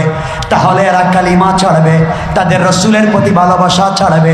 আমার বন্ধুগণ, তোমার আমার প্রতি তো এমন জুলুম আসে নাই, এমন নির্যাতন আসে নাই, এরপরেও তো আমরা রাসূলের আদর্শ ঠিক মতো মানতে পারি না। যখন হাত পা বাঁধা হচ্ছে, একজন সাধারণ সাহাবীর হাত পা বেঁধে যখন তাকে এই উত্তপ্ত তেলের মধ্যে ফেলে দেওয়া হবে, আব্দুল্লাহ বিন হুযাফা চিন্তা করলেন, আমার একজন মুসলিম সাহাবী এই মুহূর্তে শহীদ হয়ে যাবে, এদের জীবন বাঁচানো লাগবে। কৌশল চিন্তা করলেন। ওই সাহাবী দাঁড়িয়ে বললেন, ভাইরে তোমরা আমার জন্য চিন্তা করো না, আমার জীবনের জন্যে তোমরা কোনো কৌশলের আশ্রয় নিও না, বাদশার কোনো শর্ত মেনে নিও না। তোমরা মনে করতেছো আমি মরে যাচ্ছি, তোমরা জানো না আমি গতকাল রজনীতে যখন শুয়েছিলাম স্বপ্নে দেখেছি বিশ্ব নবী আবু বকরকে নিয়ে আমার কাছে ছুটে এসেছে। আল্লাহু আকবার বলেন। আমি স্বপ্নে দেখি আমার নবী আসলেন, আমাকে জড়ায়া তোলেন আর ডেকে বলেন, ও সাহাবী আগামীকালকে যদি তুমি শহীদ হয়ে যাও, ঈমান হারা হওয়ার দরকার নাই, কালিমা ছাড়বে না, জীবন দিয়ে হলেও তুমি দুনিয়া থেকে বিদায় নিবা। আমি আর আবু বকর তোমার জন্য আজকে থেকে অপেক্ষা শুরু করে দিলাম। আল্লাহু আকবার। ও সাহাবীরা, চিন্তার কোনো কারণ নাই, তোমরা আমার জন্য চিন্তা করো না, আমি তো আমার নবীজির সঙ্গে মিশে যেতে চাই, সুতরাং তোমরা আমার জন্য চিন্তা করো না।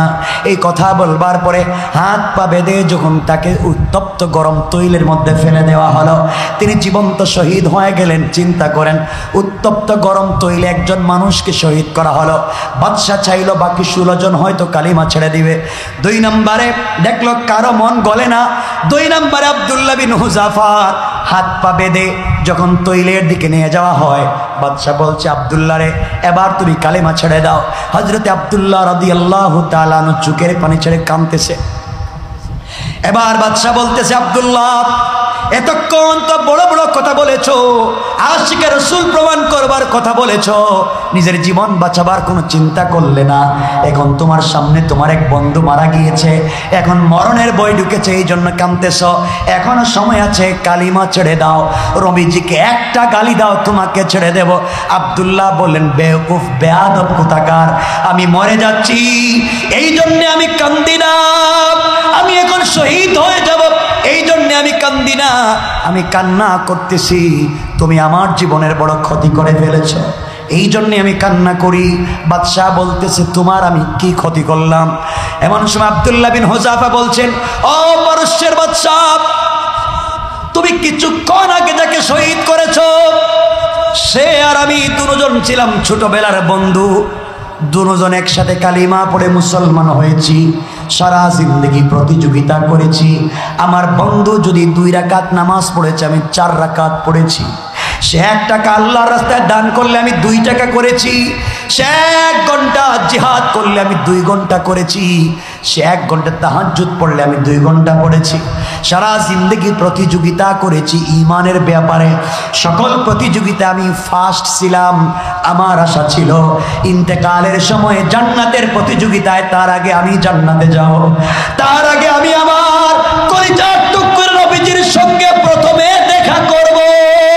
তুমি আমার আগে আমার ভাইকে শহীদ করে জীবনের শেষ আমলে আমাকে ফেল করে দিয়েছ। আমার ভাই আমার আগে জান্নাতে চলে গিয়েছে, আমার ভাই আমার আগে রাসূলের সঙ্গে মিলিত হয়ে গিয়েছে। জীবনের সকল প্রতিযোগিতায় ফার্স্ট হলাম, জিন্দগির শেষ প্রতিযোগিতায় ফার্স্ট হতে পারলাম না, এই জন্য আফসোস করি। কেন তুমি আমাকে আগে মারলে না, এরপরে কেন আমার ভাইকে মারলে না? আজ আমার ভাই 1 নাম্বার হয়ে গেল, আমি সেকেন্ড হয়ে গেলাম, না জানি আমার আমলের কোন জায়গায় দুর্বলতা ছিল, এই জন্যে কান্দি। বাদশা আশ্চর্য হয়ে গেল, কি ব্যাপার? যারা মরে যাওয়ার সময় প্রতিযোগিতা করে, মৃত্যুর সময় মরে যাওয়ার জন্য প্রতিযোগিতা করে, এরাও তো মরেও মরবে না, এই কথা চিন্তা করে লম্বা ঘটনা। এক সময় বাদশা তাদেরকে ছেড়ে দিল, আর ফাঁসিয়ে দিল না, কোনোভাবে মানল না। আল্লাহ রাব্বুল ইজ্জত ওয়াল জালাল তাদের ঈমান নবীজির সুন্নতের উপর ইস্তেকামতের কারণে গোটা পারস্যে ইসলামী হুকুমত কায়েম করে দিলেন। কোন সুবহানাল্লাহ, আল্লাহু আকবার। তার নাম ঈমান, তার নাম ভালোবাসা। এটা হচ্ছে রাসূলের প্রতি ভালোবাসা। আমরা রাসূলের প্রতি ভালোবাসা দেখাতে পারবো তো ইনশাআল্লাহ? বলেন ইনশাআল্লাহ। ভালোবাসা দেখাতে গিয়ে মারামারি করবেন না। গালাগালি করবেন না, কারো মন্দিরে আঘাত করবেন না, কারো গির্জায় আঘাত করবেন না, কারো প্রেগডে আঘাত করবেন না, কারো সিনেমা আঘাত করবেন না, এগুলাতে যাবেন না, সাম্প্রদায়িক দাঙ্গা লাগাবেন না। মানে রাখবেন রাসূল রহমতের নবী, আমরা সকলের দ্বারে দ্বারে দরজায় দরজায় রহমত নিয়ে যাব ইনশাআল্লাহ। বলেন ইনশাআল্লাহ। কেমনে রহমত নিয়ে যাবেন? এই রহমত নিয়ে যেতে হলে আমাদের মাথাবে, এটাই শেষ কথা। কষ্ট হচ্ছে না তো আপনাদের? ইনশাআল্লাহ এটাই শেষ কথা। এই শেষ কথা বলি, আলোচনা শেষ করবো ইনশাআল্লাহ। আপনার আমার দাম কতটুকুন হওয়া লাগবে, এটাই শেষ। নবীজি আমাদের জন্য কি নিয়ে আসছেন শুনেন। আমার মুসলমান বন্ধুগণ, গভীর মনোযোগ। আল্লাহর পয়গম্বর রাসূল পাক সাল্লাল্লাহু আলাইহি ওয়াসাল্লাম বসা,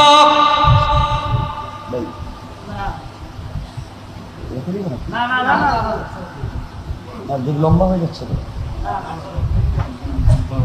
রেখে দিই,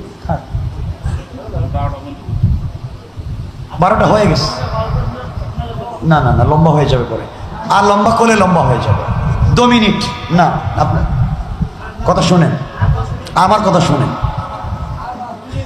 12টার পরে কথা বলতে নাই, কথা শুনেন কি বলতে চাই। শুধুমাত্র এতটুকুন বলেই রাখবো যে আপনি সেজদা যে দিবেন, এই সেজদার কন্ডিশন কেমন হলে আপনার নামাজটা কবুল হবে। আমার নবীজি বসে আছেন, জিবরিল আমির হাজির হলেন। জিবরাইল বলছেন, ইয়া রাসূলুল্লাহ, আপনার কাছে একটা ঘটনা বর্ণনা করতে চাই। নবীজি বললেন, জিবরাইল বলো, কি ঘটনা বলবে? জিবরাইল বলছেন, ইয়া রাসূলুল্লাহ, এমন ঘটনার জীবনে বলি নাই। আল্লাহ যেদিন আমাকে তৈরি করলেন, আল্লাহ তৈরি করলেন আমাকে, পৃথিবীতে আল্লাহ আছেন, আমি আছি, আর কিছুই নাই। আল্লাহকে আমি জিজ্ঞাসা করলাম, আল্লাহ তাআলা আপনি বলেন পৃথিবীতে এই সৃষ্টির মধ্যে শুধু আপনি আছেন আর আমি আছি, আর কিচ্ছু নাই। বলেন তো আপনি কোন জিনিসে বেশি খুশি হয়ে যান? কি করলে আপনাকে খুশি করা যাবে, আপনি একটু বলেন। আল্লাহ বললেন, ও জিবরাইল, আমি খুশি হয়ে যাই আমার কদমে যদি কেউ একটা সেজদা দিতে পারে, আর আসমান জমিন আরশ কুরসি লৌহ কলম জান্নাত জাহান্নাম যা আছে সব যদি এক পাল্লায় উঠাইয়া দেয়, আর একটা সেজদা যদি আরেক পাল্লায় উঠাইয়া দেয়, আমি আল্লাহ ওই সেজদার পাল্লায় খুশি হয়ে যাই। পয়গম্বর আরবি এই কথা বলবার পরে আমি চিন্তা করলাম, আল্লাহ তো সেজদায় খুশি হয়ে যান, সুতরাং আমার কাজ হলো আল্লাহকে খুশি করা। এই চিন্তা করে আল্লাহর কদমে সেজদায় পড়ে গেলাম। ওগো পয়গম্বর আরবি, একাধারে আমি 30,000 বছর আল্লাহকে সেজদা দিলাম। আল্লাহু আকবার। কয়দিন? কয়দিন? একাধারে 30,000 বছর সেজদা দিলাম। 30,000 বছর সেজদা দেওয়ার পরে উঠলাম, আল্লাহর দিকে মুতাওয়াজ্জা হয়ে বললাম, আল্লাহ আপনি বলেছেন সেজদা দিলে খুশি হয়ে যান, বলেন না আমি তো 30,000 বছর শুধু সেজদা দিলাম, খুশি হইলেন কিনা? ওকে পয়গম্বরে আরবি কথা বলবার পরে আল্লাহ আমার চেহারার দিকে তাকালেন না। বুঝো রে ভাই, তোমার পয়গম্বর, আমার পয়গম্বর তোমার আমার জন্য কি করেছেন? আমার দিকে তাকালেন না। কিছুক্ষণ পরে আবার আল্লাহকে বলছি, আল্লাহ তুমি কি সন্তুষ্ট না? আল্লাহ বললেন, জিবরাইল শোনো, তোমার প্রশ্নের জবাব দেওয়ার আগে তুমি আমার আরশে আজিমের পিলারের দিকে, আরশে আজিমের দিকে তাকাও। হযরতে জিবরিল আমিন আরশে আজিমের দিকে তাকালেন। তাকাইয়া দেখেন ওখানে লেখা, লা ইলাহা ইল্লাল্লাহ মুহাম্মাদুর রাসূলুল্লাহ। ওখানে লেখা, কালিমা লেখা। জিবরাইল বলছেন, আল্লাহ ওখানে তো কালিমা লেখা আছে, কালিমা আমি শুনি নাই, দেখি নাই কোনোদিন। কালিমার সঙ্গে আমার সেজদার সম্পর্ক কি বলেন? সম্পর্ক কি বলেন? আল্লাহ বললেন, জিবরাইল তাহলে শোনো, এই যে কালিমা দেখতেছো, আমি আল্লাহ দুনিয়ার সৃষ্টি করব, জিন্নাত ইনসান সৃষ্টি করব। জিন্নাত ইনসানের জন্য রাহবার হিসাবে, লক্ষাধিক আম্বিয়া কেরামকে প্রেরণ করব। শেষ নবী যাকে বানাবো তাকে হাবিবুল্লাহ, কলিজার টুকরা বন্ধু বানাবো, যাকে উপলক্ষ করে সব আমি আল্লাহ তৈরি করতেছি। কারণ আমের শুরুতে শেষে রাসূল থাকবে না, শুধু এই নবী যাকে বন্ধু বানিয়েছি তার কালিমার অংশের মধ্যে আমি রাসূল লাগিয়ে দিয়েছি। ও জিবরাইল, এবার মূল ঘটনা শোনো। আমার এই নবীর উম্মতেরা, তাদেরকে আমি 5 ওয়াক্ত নামাজ দিব। তারা প্রত্যেক 5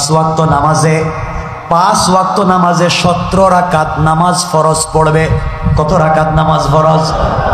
ফজরের 2 রাকাত, জোহরের 4 রাকাত 6 রাকাত, আসরের 4 রাকাত 10 রাকাত, মাগরিবের 3 রাকাত, ইশার 4 রাকাত। আমি 17 রাকাত নামাজ ফরজ করব। এই 17 রাকাতে প্রত্যেক রাকাতে তারা 2টা করে সেজদা দিবে, সেজদা ফরজ করব। আর 2টা সেজদার মধ্যখানে প্রত্যেক সেজদায় গিয়া তারা কমপক্ষে 3 বার পড়বে সুবহানা রাব্বিয়াল আলা। আমার ওই গোলামেরা 3 বার পড়বে সুবহানা রাব্বিয়াল আলা। তারা যে একটা সেজদায় গিয়া একবার যদি পড়ে সুবহানা রাব্বিয়াল আলা, তাদের ওই একবারের সুবহানা রাব্বিয়াল আলাকে আমি আল্লাহ তোমার 30,000 বছরের সেজদার চাইতে 40 লক্ষ গুণ বেশি বড় বানাইয়া একবার সুবহানাল্লাহ সেজদায় বলার কারণে 40 লক্ষ হাজার বছরের সওয়াব তাদের আমল নামায় লিখে দেব। আল্লাহু আকবার। কারণ তাদের নবীকে আমি ভালোবাসি। তারা যখন সেজদায় গিয়ে আমাকে বলবে সুবহান রাব্বিয়াল আলা, তখন তাদের আমল নামার ভিতরে যত গুনাহ আছে আমি আমার ফেরেশতাদেরকে বলে দিয়েছি তাদের গুনার খাতাগুলা তোমরা বন্ধ করে দিবা। আর একটা সুবহানাল্লাহর বিনিময়ে জিবরাইলের 40 লক্ষ হাজার বছর সেজদা করলে যেই সওয়াব, এই পরিমাণ সওয়াব আমল নামায় লিখে দিবা। এই জন্যে মুসার মতো পয়গম্বর আল্লাহকে বলতেন, আল্লাহ আমাকে কেন নবী বানাইছ? তুমি যদি আমাকে এই নবীর উম্মত বানাইয়া দিতা তাও তো আমার অনেক লাভ হতো। আল্লাহর কাছে মুসা যেদিন বলছিলেন, মুসা আল্লাহকে বলছিলেন, আল্লাহ আপনি আমার সঙ্গে তুর পাহাড়ে কথা বলেন, পৃথিবীতে কি আর কারোর সঙ্গে কোনোদিন কথা বলবেন? আল্লাহ বলছেন, মুসা রে তোমার সঙ্গে আমি কথা বলি 70,000 পর্দার অপার থেকে তুর পাহাড়ে তুমি, আর আমি উপর থেকে কথা বলি।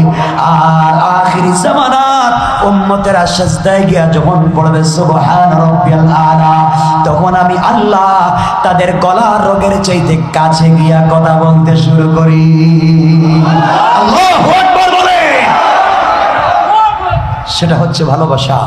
এটা হচ্ছে রাসূল আমাদের জন্য রেখে গিয়েছেন সালাত। ইন্তেকালের আগে নবীজি বলেছেন সালাত, নবীজি ইন্তেকালের আগে বলেছেন সালাত, ইন্তেকালের আগে করেছেন মিসওয়াক। 2টা কথাই আজকে বলছি। শুরুতে বলছি মিসওয়াকের কথা। নবীজির ইন্তেকালের আগে আয়েশা নিজের মুখে মিসওয়াক নিয়ে নরম করে দিতেন, নবীজি মিসওয়াক করতেন। ইন্তেকালের আগে নবীজির জ্ঞান ফিরলেই বলতেন আসসালাতু আলা ওয়াক্তিহা, আসসালাত আসসালাত আসসালাত ওয়া মা মালাকাত আইমানুকুম। এই জন্য নামাজ সব সময় পড়ব ইনশাআল্লাহ। বলেন ইনশাআল্লাহ। আমাকে আজকে কথা দেন এতটুকুন আমরা নামাজ পড়ব বলেন সবাই। কয় ওয়াক্ত বলেন? ইনশাআল্লাহ। আল্লাহ কবুল করো। এখানে অনেক সবাই ব্যবসায়ী, ব্যবসায় উল্টাপাল্টা করবেন না, ব্যবসায় কখনো 2 নম্বরই করবেন না। কারণ ভাই শোনেন, আমি বলছি আমার দিকে তাকান, আমি যে জান্নাতে যাইব কোনো গ্যারান্টি নেই। আয়াতের কোন জায়গায় কোরআনে লেখা নাই যে হুজুর জান্নাতি, বরং হাদিসে রাসূল বলেছেন, হাদিসে কুদসিতে আল্লাহ বলেছেন সর্বপ্রথম যার বিচার করব তারা হলো আলেম। জিগাইব হুজুর কি ওয়াজ করছিলেন, এদিকে আসেন, আমল কি করছেন, আসেন হিসাব দেন।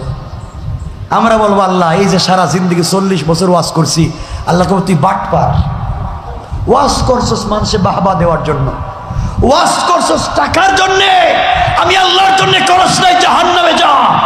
আল্লাহ বলবেন কিন্তু কিন্তু ব্যবসায়ীদের সম্পর্কে আল্লাহ বলছেন কোরআনে, রিজালুল্লাহ তুলহিহিম তিজারাতুম ওয়ালা বাইউন আন যিকরিল্লাহ, যে ব্যবসায়ী ব্যবসা করতে গিয়ে নামাজ বাধা হয়ে দাঁড়ায় নাই, নামাজ ঠিক মতো পড়ে ব্যবসা করেছে, ওই ব্যবসায়ী বিনা হিসাবে রাসূলের সঙ্গে জান্নাতুল ফিরদাউসে যাবে। এজন্যে শ্যামবাজারের ব্যবসায়ী ভাইদেরকে দুহাত জোড় করলাম, দুহাত জোড় করে তোমাদের পায়ে ধরে বলছি, ব্যবসা করেন, হালাল করেন, বাচ্চাদেরকে হালাল খাওয়ান, ব্যবসা করেন, 5 ওয়াক্ত নামাজ পড়েন, ইনশাআল্লাহ। কিছু বললেন না? হারাম খাবো, হারাম লেনদেন করব, চাঁদাবাজি, শয়তানি, কালো ব্যবসায়ী, মানে কালো টাকার ব্যবসায়ী কিছু করব না। যারা সবজি ব্যবসা করেন, ওই ভালোটা উপরে রাইকা খারাপটা ভিতরে রাইকেন না। যারা মাছের ব্যবসা করেন, অরিজিনালটা সামনে রাইকা আর ওই যে ফ্রিজেরটা পরে দিয়ে দিলেন ব্যাগে, করেননি কেউ? সব অলিয়া উলিয়া দেখতেছি, সব অলিয়া উলিয়া। যারা পেঁয়াজের ব্যবসা করেন, এই যে পেঁয়াজের ব্যবসা করেন, আদা বিক্রি করে, এরা বস্তার ভিতরে 5-10 কেজি পচা দেয়।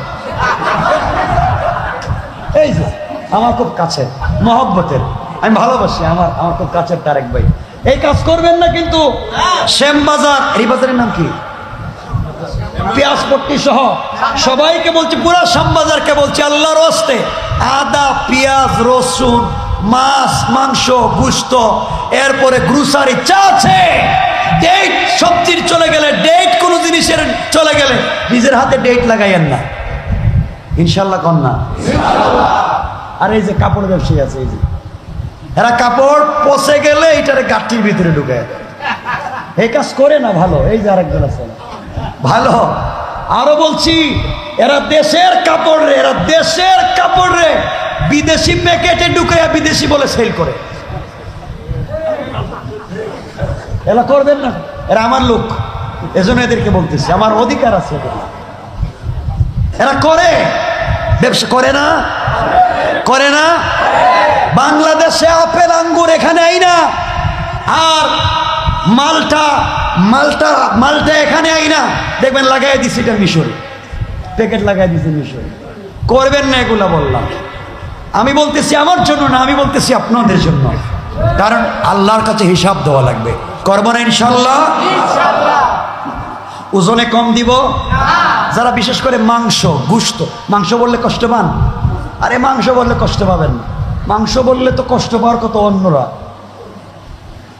গোশত হোক, মাংস হোক, যাই হোক, ওজনে কম দিবেন না। দেখা যায় 10 কেজি দেখাই দিছে, বাড়িতে নিয়ে দেখা যায় 8 কেজি হয় না। হয়নি? এটা হয়নি? হয়। রেস্টুরেন্ট যারা ব্যবসা করেন, ব্রয়লারের মুরগ খাওয়াচ্ছেন, কক মুরগ বইলা, সাবধান। আল্লাহ জানি মিশা কইলাম নাকি, তা এগুলা করেননি? এরপরে ওই পুরাতন 6 মাস আগের এই যে মহিষের গোশত, গরুর গোশত বলে চালাই দিতেছে। ঠিক? ও ভাই, তোদের পায়ে ধরছি, আল্লাহর হস্তে পায়ে ধরছি। কেমনে বললে বুঝবেন কম? আপনারা বলেন ঘরে ঘরে গিয়ে পায়ে ধরতে ধরবো, তারপরে এগুলা কইরেন না। একসাথে জান্নাতে যেতে চাই, রসুলের সামনে তো হাউজে কাউসারের পানি পান করতে চাই। রসুল বলবেন, এই পাবলিক রে ঠকাইয়া, এখন আমারে ঠকাইয়া পানি খাইতেছিস। কইরেন না এগুলো, কইরেন না এগুলা। বহুত লোক আছেন মুরব্বী বাবা, নিজের মেয়ের সম্পত্তি দেন নাই ঠিক মতো, ছেলেরে দিচ্ছেন, মেয়েরে দেন নাই, আর আপনি এই এলাকার মুরব্বী আরেকজনের বিচার করেন, হকের বিচার। আপনিই তো নিজের বউরে হক দেন নাই, আপনিই তো নিজের মেয়েরে হক দেন নাই, ঠিক কিনা বলেন? নিজের বউরে হক দেন না, নিজের মেয়ের হক দেন না, আপনি আরেকজনের হকের বিচার করেন। কষ্ট পাইলেন আমার কথায়? আজকের থেকে কারো হক মারব না, আমরা সবাই একসাথে চলবো। ধর্মে ধর্মে মারামারি নাই, বলেন নাই। আমরা সাম্প্রদায়িক দাঙ্গা করব, ফিতনা ফাসাদ করব, আমরা সবার কাছে রসুলের চরিত্র নিয়ে দাওয়াত দেব ইনশাআল্লাহ। আর মুরব্বী বাপদেরকে বলছি, নামাজে যুবকেরা যায়, দাড়ি নাই, প্যান্ট চলে গেছে টাকনুর নিচে, মাথায় টুপি নাই। এই ছেলে, কয়দিন থেকে নামাজ শিখছ? প্যান্ট ঠিক নাই, দাড়ি নাই, টুপি নাই, যাও পিছনে যাও। এগুলা কইরেন না। অত সিনেমা হলে যায় নাই, ও তো জিনা ব্যভিচারে যায় নাই, ও মসজিদে আসছে, ও বুঝবে একদিন, বুঝতে বুঝতে হয়তো আপনার চাইতে ভালো হয়ে যাবে, ঠিক কিনা বলে? বের করে দিয়েন না। ওর দাড়ি নাই, বাইর করে দিলেন। ওর প্যান্ট নাই, শার্ট নাই, বাইর করে দিবেন না। বুঝাও, বুঝাও। রসুলের কাছে মানুষ এসে বলতো আমি কালিমা পড়ে মুসলমান হব, নামাজ পড়বো না। কয় ঠিক আছে। এভাবে ইসলাম শিখাইছেন, এভাবে ইসলাম শিখাইছেন। 1 মিনিটে বলে দিই, একজন এসে বলছে আমি কালিমা পড়তে পারি, নামাজ পড়বো না। আমরা বলতাম কি, কালিমা পড়বা, নামাজ পড়বো না, ইমানদার তুমি? নবীজি বলছেন বাবা ঠিক আছে, কালিমা পড়ছো, নামাজের দরকার নেই, এরপরে কালিমাটা পড়ো, কাছাকাছি আসো, ঠিক না? কিছুদিন পরে দেখে নামাজের সময় সবাই মসজিদে চলে যায়, বেচারা একা একা বাড়িতে থাকে। নবীজির কাছে এসে বলছি ইয়া রাসূলুল্লাহ, আজকের থেকে আমি নামাজ পড়ব, শর্ত আছে, অজু করবো না। দেখছেন কি করবে না, অজু করবে না। আমরা হইলে কি মনে করেন, রে পিটাইয়া পুলিশে দিতাম, কবে না নামাজ পড়বে, অজু করবে না। নবীজি বলে ঠিক আছে। বেচারা এভাবে কতদিন পড়ছে নামাজ অজু ছাড়া, নবীজির পিছনে। চিন্তা করেন, হঠাৎ একদিন নামাজে এসে দেখে হযরতে আলী অজু করতেছেন, হাত কোনই পর্যন্ত ধুইতে হয়, হযরতে আলী ধুইতেছেন এতটুকু, পা ধুইতে হয় টাকনু পর্যন্ত, আলী দিতেছেন হাঁটু পর্যন্ত। জিজ্ঞাসা করে আলী তুমি এতটুকুন ধোও কেন? নবীজি তো আরো কম বলছেন। আলী বলছেন তুমি শুনো নাই, সামিতু রাসূলুল্লাহ সাল্লাল্লাহু আলাইহি ওয়াসাল্লাম, আমি নিজের কানে রাসূল থেকে শুনেছি, রাসূল বলেছেন ওযুতে যেই যেই অংশ ধৌত হয় কিয়ামতের দিনে সেই সেই অংশ নূরের মতো চমকাইতে থাকবে। আল্লাহু আকবার। এজন্য আমি আলী টাকনু পর্যন্ত, এজন্য এতটুকুন ধই, হাঁটু পর্যন্ত ধই, যেন আমার আরো বেশি অংশ চমকাইতে থাকে। এই লোক কয় তা যদি সত্য হয় তাহলে আজকের থেকে 5 বার গোসল করো। যেই বেচারা নামাজ পড়তে চায় নাই, এখন বলতেছে 5 বার গোসল করবে। ইসলাম এভাবেই আসছে, ইসলাম এভাবেই আসছে, গালি দিয়ে না, পিটাইয়া না, মাইরা না, শক্ত ভাষায় না, নরম ভাষা বুঝাইয়া বুঝাইয়া মানুষকে কাছে আনতে হবে, মানুষকে ভালোবাসতে হবে। আল্লাহ আমাদেরকে কবুল করো, সবাই বলেন আমিন। কথা শেষ, এখানে রেখে দিলাম। অনেকক্ষণ কথা বলছি, বসার চাইতে দাঁড়াইয়া এরা কষ্ট করছে বেশি। সবার জন্য দোয়া। বাবারা মসজিদে আসবেন, বাচ্চাদেরকে নিয়ে আসবেন, সব বাচ্চাদেরকে মসজিদে নিয়ে আসবেন, ঠিক আছে? মেয়ে বাচ্চারাও নিয়ে আসবেন, মেয়ে 5-6 বছরের মেয়ে, এরা মসজিদে নিয়ে আসবেন। বউ বাচ্চা নিয়ে মার্কেটে যান, বউ বাচ্চা নিয়ে ফুচকা খাইতে আপনারা পার্কে যান, বউ বাচ্চা নিয়ে সিনেমা হলে যান, বউ বাচ্চা নিয়ে এই যে হীরা জিলে যান, নাকি আল্লাহ জানে, হাতির ঝিল, হীরা ঝিল বুঝি, হাতির ঝিলে যান। বউ বাচ্চা নিয়ে কত জায়গায় ঘুরতে যান, বউ বাচ্চা নিয়ে মসজিদে ঘুরতে পারেন না? এমন কিছু হয় না। আমার নবী তো বউ বাচ্চা নিয়ে থাকতেনই মসজিদে, কথা বলেন না কেন? আমার নবী তো বউ বাচ্চা নিয়ে থাকতেনই মসজিদে। আল্লাহ, ইসলামটা কেমন সৌন্দর্যের জায়গা ছিল। যাক, বহুত কথা বলছি, গালি দিয়েন না আমারে, যা দিবেন এগুলি দিয়ে দেন। আল্লাহুম্মা সাল্লি আলা মুহাম্মদ ওয়া আলা আলি মুহাম্মদ কামা সাল্লাইতা ওয়া সাল্লামতা আলা ইব্রাহিম ওয়া আলা আলি ইব্রাহিম ইন্নাকা হামিদুম মাজিদ। বাইরে যে সময় দিয়েছিল এর চাইতে বেশি চলে গেছে, আরো 30 মিনিট। এজন্য আমাকে মাফ করে দিবেন, আমার স্বার্থে বলিনি, সব আপনাদের জন্য। আমার কথাবার্তায় ভুল হয়ে থাকলে সবার কাছে ক্ষমা চেয়ে নিচ্ছি। আপনারা আমার জন্য দোয়া করবেন, আপনাদের জন্য দোয়া করবো। আরেকটা কথা বলে দিই, অনেকের টুপি আছে, অনেকের টুপি নাই। কেউ লম্বা টুপি, কেউ জালি টুপি, কেউ খাড়া টুপি, কেউ কিস্তি টুপি।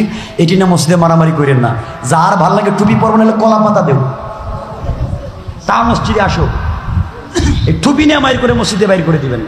যার যেটা ভালো লাগে আসতে দেন, ওরে ওরে ঢুকাইতে দেন, এরপরে ভালো হবে। এর ঢুকবেই না, চাইবো কেন? সবার জন্য দোয়া করবেন, ব্যবসায়ীদের জন্য দোয়া করবেন, যারা এই প্রোগ্রামের আয়োজন করেছেন, যারা সহযোগিতা করেছেন। আমি ভাইদেরকে বলবো, আগামীতে আরও যদি কোনো বড় জায়গা থাকে, একটা জায়গা করে প্রোগ্রাম করবেন, ঠিক আছে না? আর বড় জায়গা করে করবেন, মানুষের কষ্ট হয় বেশি। আর এই আয়োজনটা ভাইয়েরা অনেক কষ্ট করে চমৎকার প্রোগ্রাম করে থাকে। সবাই সাপোর্ট দিবেন, বলে নেই। আর যত কথা বলছি আপনারা শুনছেন, মহিলারা শুনে নাই, বাসায় গিয়ে তা আবার বলবেন, কয় না কিছু। এই দায়িত্ব রাসূলের পক্ষ থেকে আমি আপনাদেরকে দিলাম। যা শুনছেন তা বাসায় গিয়ে বলবেন, বউরে বলবেন, আজকে গিয়েই বলবেন যে তুমি সকালে নাস্তা দিলে খাবো না, যদি ফজরের নামাজ না পড়ে নাস্তা দেও। তাইলেই দেখবেন 90% ঘর ঠিক হয়ে গেছে। ঠিক আছে না?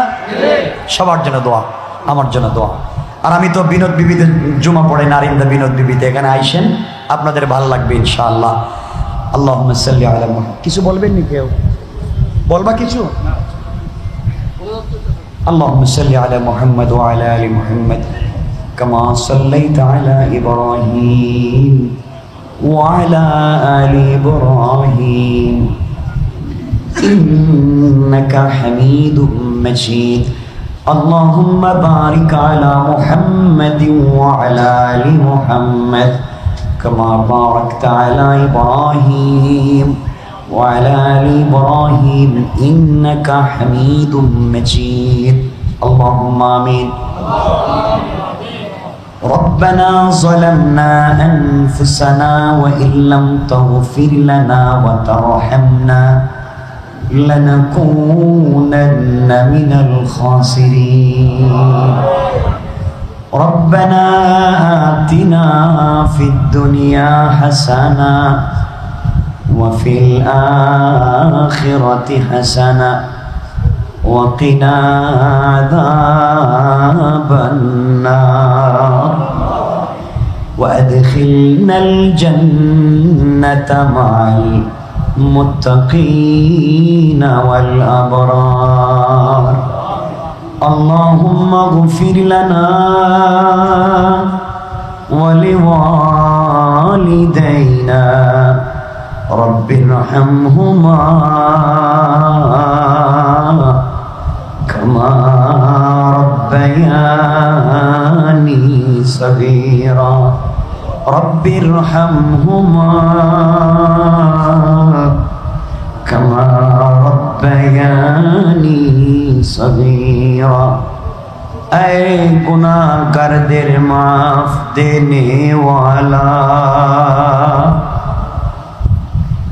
ऐ भिखारीদের खाना देने वाला ऐ वबाबिদের वबाब दूर करने वाला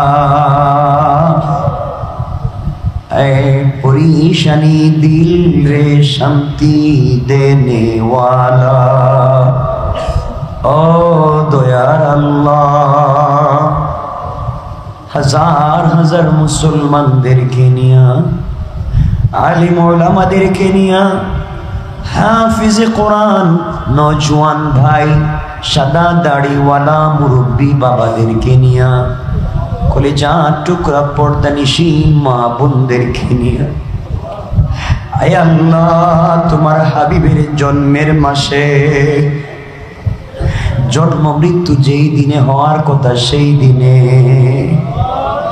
জীবনের সবগুলা গুনার উপরে লজ্জিত হয়ে দুটো হাত উপর দিকে উঠাইছি সর্বপ্রথম আমাদের তামাম জিন্দেগির গুনাহগুলোকে মাফ করে দাও আয় আল্লাহ গুনার কারণে কিয়ামতের দিনে জাহান্নামী বলে ডাক দিও না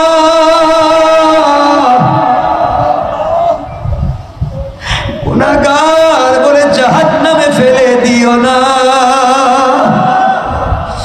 গুনার কারণে গাড়ির চাকার নিচে ফালাইয়া আগুন দিয়া জ্বালাইয়া পানির মধ্যে ডুবাইয়া ulcer cancer diabetes heart attack kidney damage brain stroke brain tumour paralysis দিয়া বিছানায় প্রস্রাব পায়খানা করাইয়া বেইজ্জতির মত দিও না রে মালিক মৃত্যুর সময় যদি চলে আসে পবিত্র রমাদানুল মুবারকের তাহাজ্জুদের সিজদায় জুমার দিনের কোরআন তেলাওয়াতের হালতে নবীজিকে স্বপ্নে দেখাইয়া সোনার মক্কা মদিনা জিয়ারত করাইয়া কাবার গিলাফে দরাইয়া, হজরে আসওয়াদে চুম্বন করাইয়া, জমজমের পানি দিয়ে গোসল করাইয়া, মাকামে ইব্রাহিমে 2 রাকাত নামাজ পড়াইয়া, তোমার হাবিবের রওজায় সালাত আর সালাম পৌঁছাইয়া, মালাকুল মউত পাঠাইও আল্লাহ। এই প্রোগ্রামের আয়োজন করতে যারা টাকা দিয়ে, পয়সা দিয়ে, শ্রম দিয়ে, পরামর্শ দিয়ে, দেশ থেকে বিদেশ থেকে যেখান থেকে যেভাবে সহযোগিতা করলেন, সহযোগিতার ওয়াদা দিলেন, সবাইকে তুমি কবুল করে নাও। পুরা শ্যামবাজারের ব্যবসায়ীদেরকে কবুল করে নাও। ইয়া আল্লাহ, তাদের ব্যবসায় বরকত দিয়া দাও। আসমানি জমিনি মুসিবত থেকে ব্যবসাগুলোকে বাঁচাইয়া দাও। ইয়া আল্লাহ, তাদেরকে একার নেক বানাইয়া দাও। হালাল পথে চলবার তৌফিক দিয়া দাও। অমনি এলাকার যতগুলা মসজিদ আছে সবগুলা মসজিদের আইম্মায়ে কেরাম, খুতবায়ে আযমদেরকে ভালো রাখো আল্লাহ, ইজ্জতের সাথে তুমি রাখো রে মুনিব। আয় আল্লাহ, আমরা যারা হাত উঠাইলাম আমাদের রূহানি জিসমানি বিমারকে শিফা দিয়া দাও। ইয়া আল্লাহ, জানি না এই মাজলিসে কার জানি আমার মতো বাবা নাই।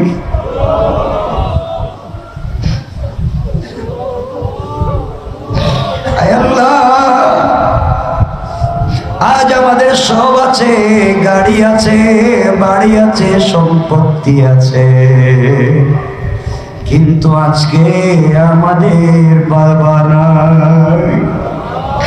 যেই বাবা মাথার গাম পায়ে ফেলে, রক্তরে পানি করে, খরচ করে, ইনকাম করে আমাদের মানুষ বানাইছে, এই বাবা আমাদের যাদের নাই, বাবার কবরকে জান্নাত বানাইয়া দাও। আমাদের যাদের বাবা বেঁচে আছেন হায়াত বাড়াইয়া দাও। আয় আল্লাহ, আমাদের জনম দুঃখিনী দরদি মা, যেই মা 10 মাস 10 দিন পেটে রাখছে, পেটের ভিতরে হাঁটু দিয়া মাথা দিয়া আঘাত করছি, ডেলিভারির সময় 2-2.5 বালতি ব্লাড গিয়েছে, 2-2.5 বছর বুকের দুধ পান করাইয়া মানুষ করছে, কত রাত্র নিজে না খাইয়া আমাদেরকে খাওয়াইছে। আয় আল্লাহ, যেই মা কোলে প্রস্রাব করেছি, যেই মায়ের বুকে প্রস্রাব করেছি, কোনদিন কষ্ট পায় নাই, থাপ্পড় মারে না, সার মারে নাই, এই মা আমাদের যাদের নাই, মায়ের কবরকে জান্নাত বানাইয়া দাও। আমাদের যাদের মা বেঁচে আছেন হায়াত বাড়াইয়া দাও। আয় আল্লাহ, আজকের দিনের খাতিরে আমার মাকে অসুস্থ করে দাও। ইয়া আল্লাহ, আমাদের সবার দোয়াকে কবুল করে নাও। আমাদের সবাইকে তোমার সাচ্চা বান্দা হিসাবে কবুল করে নাও। আজকের দিনে আমাদের পক্ষ থেকে লাখো কোটি দুরূদ ও সালাম রাসূলের রূহ মুবারককে পৌঁছাইয়া দাও। ইয়া আল্লাহ, আমাদের নাম ধরে ধরে পৌঁছাইয়া দাও। আমাদের নামটা জান্নাতুল ফিরদাউসের লিস্টে উঠাইয়া দাও। ইয়া আল্লাহ, তোমার হাবিব যত ভালাই চাইছেন আমরাও চাই না, যত বুড়াই থেকে মাফ চাইছেন আমরাও চাই না। তুমি কোনোদিন আমাদেরকে বইলা যাইও না। আমরা জানি আমাদের চাইতে তোমার অনেক মায়ার বান্দা বান্দি আছে, কিন্তু তুমি জানো তুমি ছাড়া আমাদের আর কেউ নাই। ইয়া আল্লাহ, এই মুহূর্তে শ্যামবাজারের দিকে তাকাও, আমাদের নাম ধরে ধরে মাফি দিয়া দাও। একজনকে মাফি ছাড়া তুমি ফিরত দিও না। ইয়া আল্লাহ, আমাদের সবাইকে কবুল করে নাও, এই প্রোগ্রামটাকে কবুল করে নাও, কিয়ামত পর্যন্ত নাজাতের জরিয়া বানাইয়া দাও। وصلى الله تعالى على النبي وعلى آله وصحبه أجمعين وارحمنا معهم برحمتك يا أرحم الراحمين